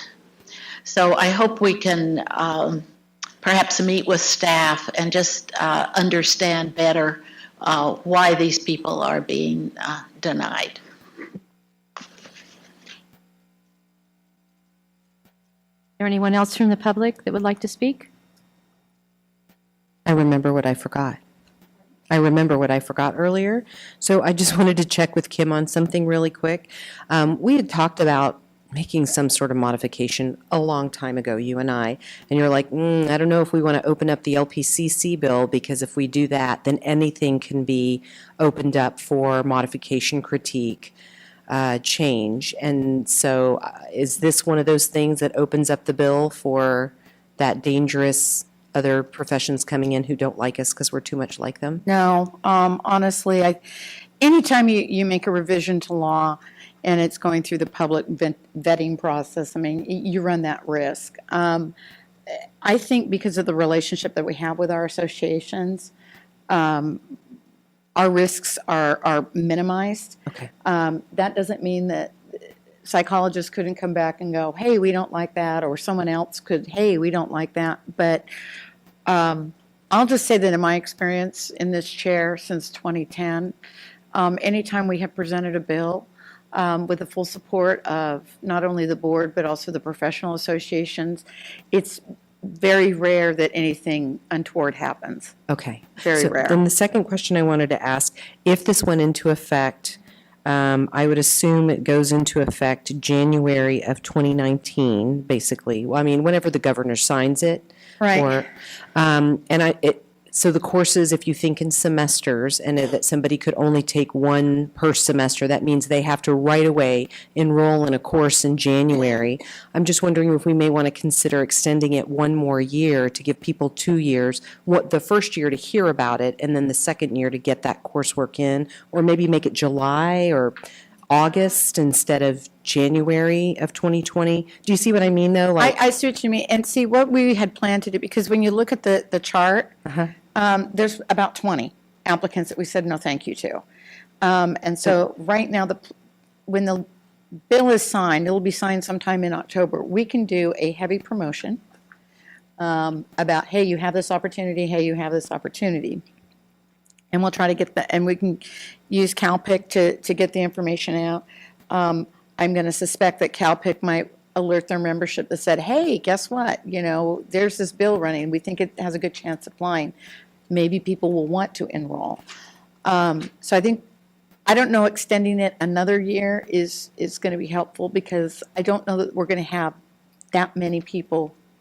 Well, maybe not a year, maybe another semester. I'm just thinking that, 2 full semesters, so that would be, so if we do 1 to. like, let's say they find out January 1st, they can't enroll in spring January 1st in any old It's university. September or fall. But they could start fall semester for one and the following January for the next. So at least if you made it till August of 2020 instead of January. I don't see that as really problematic. I'm looking at Steve here. I don't think another 6 months is going to make that much difference. So It just that- gives us more time to get the word out there, but whatever we do, there's definitely has to be a beginning and then there has to be an end date. Sure, yeah, Yeah. no, I'm just thinking in terms of how semesters, and I don't know how quarters are, they're a little bit easier because they have 4 in a year, but with semesters, you just have one fall and one spring. So if we go from, say, January 1st to June 30th, so that will cover, one semester, for the people to sign up, and then, couple semester for people to finish their course requirement. And so it will be 18 months instead of 1 year of grace period. And I was kind of advocating for August, because Because it's that way the end. they could take the summer course if they Correct. wanted to take it in summer instead. If you did August The longer. 31st, yeah. Yeah. Mhm. So 3 semesters. So August 30th, 20. August 20, 31st, same year. 2020? Is Yeah. that right? Here, mhm. August 31st, 2020. We don't, can't it's imagine- expensive, right? They're going to have to pay privately for that class. Probably, yeah, but they're paying anyway. Yeah. So, And if you went to August 30th, at least you could take in those intersessions in the summer. August is there 30 or 31? 31. Okay. Yes. Okay. Amy Gonzalez, representing University of Laverne. And first of all, we do applaud you adding assessment. And since the DSM-5 was released in May of 2013, that also added, I believe, a little bit to the debacle. But when AB 196 went into effect in January 17, it did so without the phase-out transition period. And therefore, there were students who got caught between the approved 48-unit program and the approved 60-unit program. This would only be for those students who started prior to 2012. And again, as you said, these students were some of the first ones. And so they grasp on this opportunity, but they were stopped short. So we do applaud option C, and we hope you will support it to provide the young therapists the opportunity to continue to pursue this opportunity. Thank you. So I'd like to make a motion if we're ready for that. Before you make a motion, I want to kind of go over what our options are, because we're kind of at a weird time of year for legislation, and it just happens that this is ready now, so which is a little bit unexpected, but okay. So there's a few different things that we can try to do. Obviously, one of the options, not the most desirable one, is that we could seek legislation and in the fall start seeking an author and run a bill next year. That's not really, I don't think, what anybody wants to help this group. We have a bill, we're running AB 2117 that kind of loosely has to do with some licensing things. It's a little bit different areas that it's affecting. We could ask our author if they would be willing to put it in. There's no guarantee. However, CalPIC has indicated that they have a bill this year that they're running. It's an LPCC cleanup bill, and their author is willing to put the amendments in. And they also would like to, there's another issue that we talked about at P&A that we can't discuss today about changing the 0.5 quarter units that they want to proceed with. And that affects the same code section. So if the board is willing, they could run the language in their bill, and then the board would get to take a position on it at its April P&A meeting and then at its May board meeting. So if there is any issues with the language once it came into print, you would still have a voice in taking a position on it. It would be as if they ran the bill, and we, just like we do, we take positions on things people want to put in our law. So it'd kind of be a reverse course. And so those are sort of the 3 options that we have at this point. What would CalPIC like?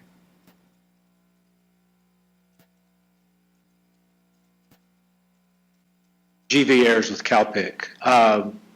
We would be glad to put it in the bill. I've already talked to the author's office, It's, the current bill number is AB 2296, if I'm not mistaken. If you look at that, it's a spot bill right now, but it will be filled out with a cleanup, and this fits the cleanup profile that we're talking about here. Okay, I'm comfortable with doing that. Cool. So then we don't make any motion. I don't think we make any motion. It would Yeah. just be that it would come back in May, that it would be in print at that time. And I would analyze it, present it to the board for a position. Okay. And we'd be glad to have any discussions with you that we need to talk about it at that time. And we can work with CalPIC like we do any other sponsor of a bill and technical assistance and such, and yeah. But just procedurally, I'm wondering, so whichever route we choose, when is a likely termination point for this so that we could begin to advertise, let people know this is what's going on, blah, blah? I mean, what's the... So if we do the option to put it in CalPIC's existing bill, that'll run through the legislative cycle this year. It will go to the governor's office, because I'm being very optimistic, and signed. So he'll sign that legislation in October. It'll become effective in January, and then once it's signed, we can start saying, hey, this is coming in 2019. We can mass email, what we'll do is we will contact the people that have already applied and were affected by this. We can contact the schools, and we can just get the word out. And then again, when we can post it on our website, I can put it in the newsletters, we can do an email blast, we can put it out on our Facebook page. And I'm hoping that somebody will read it on any of those venues. Plus, I'm sure CalPIC would have it all over their website. So, October-ish, yeah. And from this, using their vehicle or allowing CalPIC to take the ball and run with it is going to get it through the process quicker than, because our two options are 50-50 at best for us to do it. So Our bill's a little bit, it's along the same lines, but it's affecting a little bit different code sections. Right. So there's a chance they might let it in. I've also been told before, when we're trying to include a bill with too many things in it, that you need to separate it into two different vehicles. So it's safer to do it this way, I think. Thank you. So what would you like us to do? Nothing? My recommendation would be nothing and say, see it in May. yes. Okay. And thank you, CalPIC. Yes. Thank you. All right. And I believe it's still yours?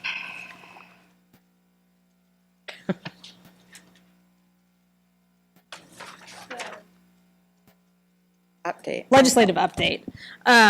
So as I just mentioned, we are pursuing sponsoring 3 bills this year. Of course, AB 93, which we're all very familiar with at this point in the day, which should be moving forward shortly after today's discussion.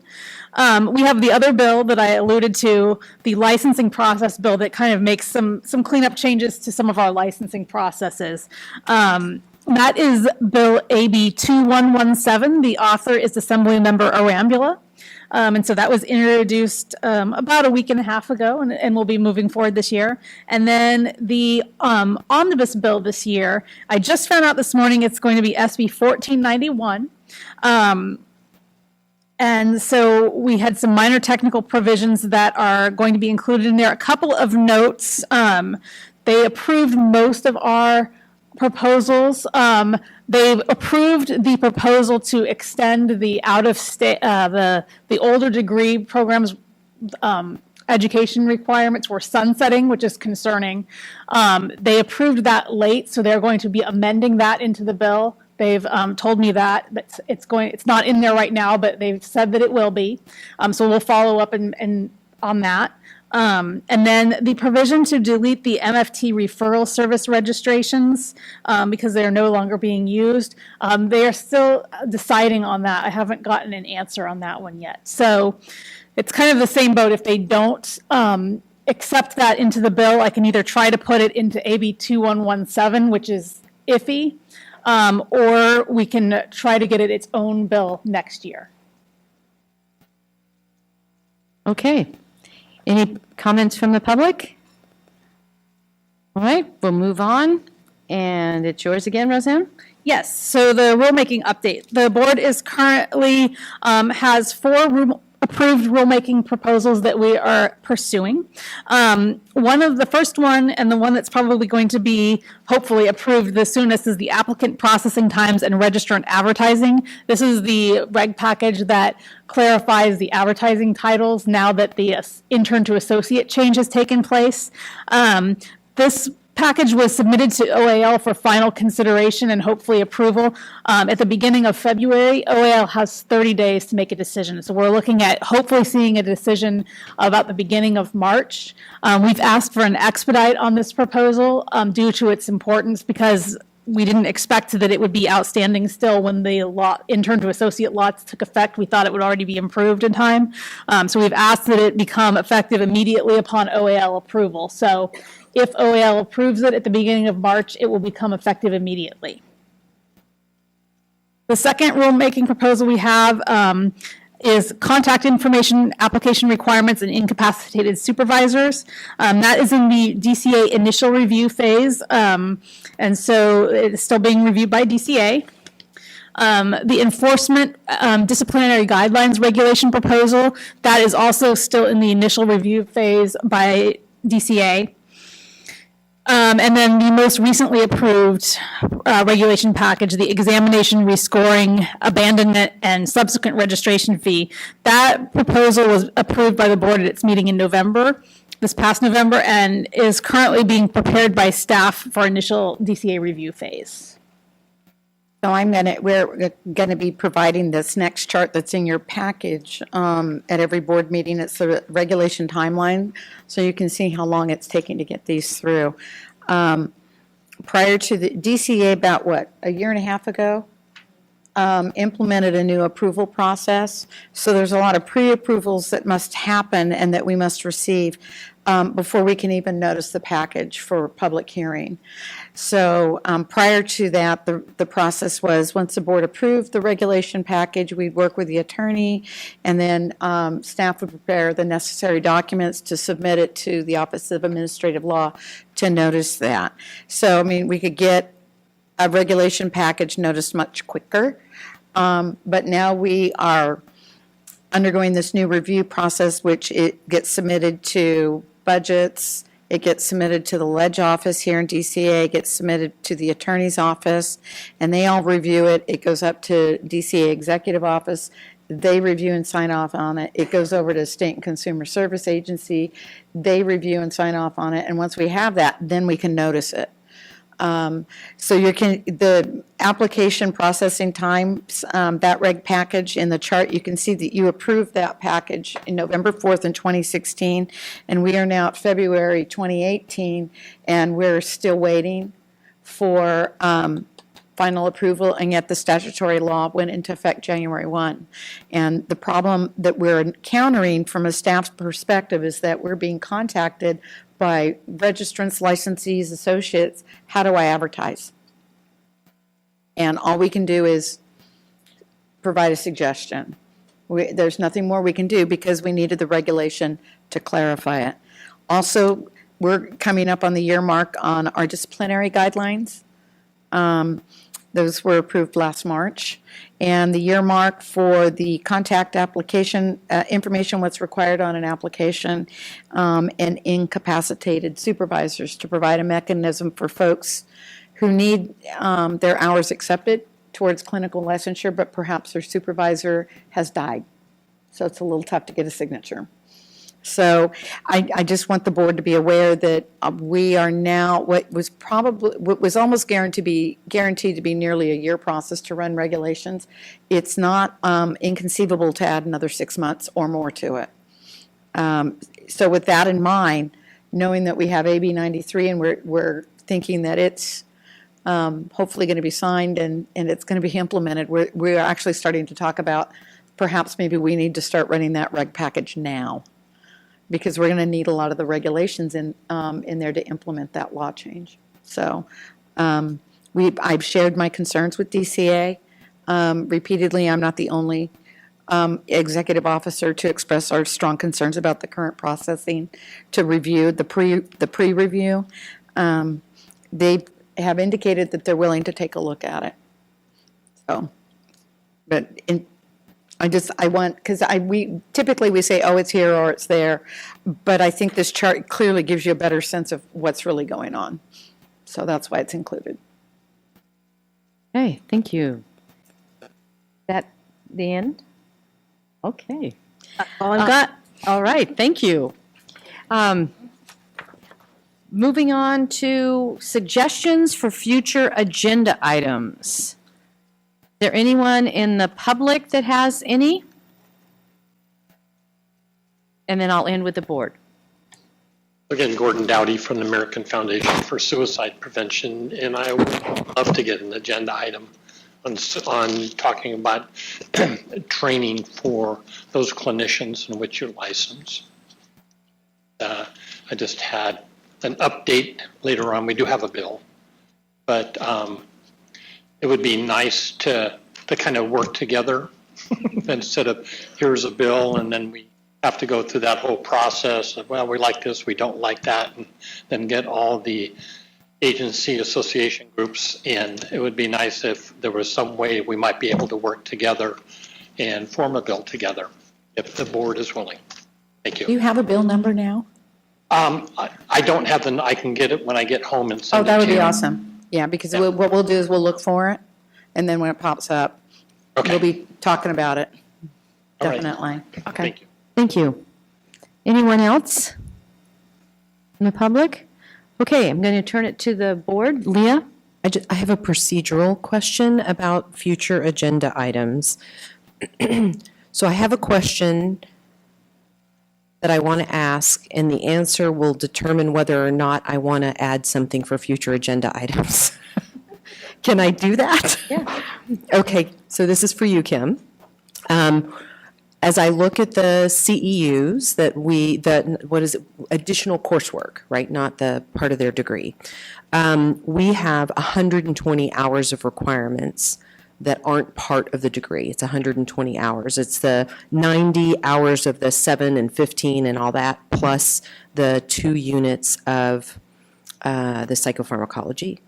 Have we or do we often evaluate the efficacy of what we're requiring to say, yes, it's still current and we still need to require it, or no, that's something that's from the past in a past context? You know what I'm saying? Like, have we taken time to evaluate, are all these things still applicable? And maybe it is, but as we consider the agenda item just added, then that would bring us to 125 or 130 hours. So and people will continue to come because there are lots of really important issues, and I'm not giving any weight to one issue or another, but just do we need to develop a internal policy about reviewing those on a regular basis and seeing if they're efficacious still or if they need to modify? And the other thing I always think about is, how do we decide whether one's 6 hours or one's 15 or one is a 2 unit? So that's another thing so if I put an agenda item out, it would be to take a look at what we have and maybe think about how we want to go forward as different topics emerge. Right. We just recently had a conversation about a lot of the CE mandates in law right now. Some of them are pretty dated. Mm-hmm. And in terms of being dated, I mean, they're already incorporated in the education. Mm-hmm. And so we started having a conversation about maybe we do a cleanup reg package. So to answer your question, yeah, there is a process. I mean, it just kind of, as we're digging through the stuff. So if there's a process, then I don't need to make an agenda item. Okay. Okay, does anyone else have anything? Yes, Christina? Just a very, very small request. So the ESL bill, just any possibility to report, say, like the number of applicants and, the approval, just kind of a little indicator, to see, to at least to have a little glimpse of, where the diversity of the mental health professional, as one of the indicators. I can ask Gina to do that. But to respond to your question really quickly, we got 22 applicants for that, and we've approved 20. Nice, nice. Thank you. So I would like, if that's possible, to include, part of the EO report. All right. Okay, anyone else? I have one. I would like just an update. Next time on the OSHPD loan repayment program. And if we're, the goal of collecting the fees was to increase the diversity pool of mental health providers, and is that program working? So that's what I'd like an update on. Oshped, that's. Is that like the licensed mental health providers loans from the state and the MLAP mental health loan assumption program? Is that those? I don't know if it's, it might be MLAP, but it's the extra fee that's in your renewal that Yeah. funds that program. It's not the loan assumption, it's a grant that mental health providers can apply for, and that's where that $10 goes to. Just an update to see if that's working. Okay, anything else? All right. We are adjourned at 3:06. Yay.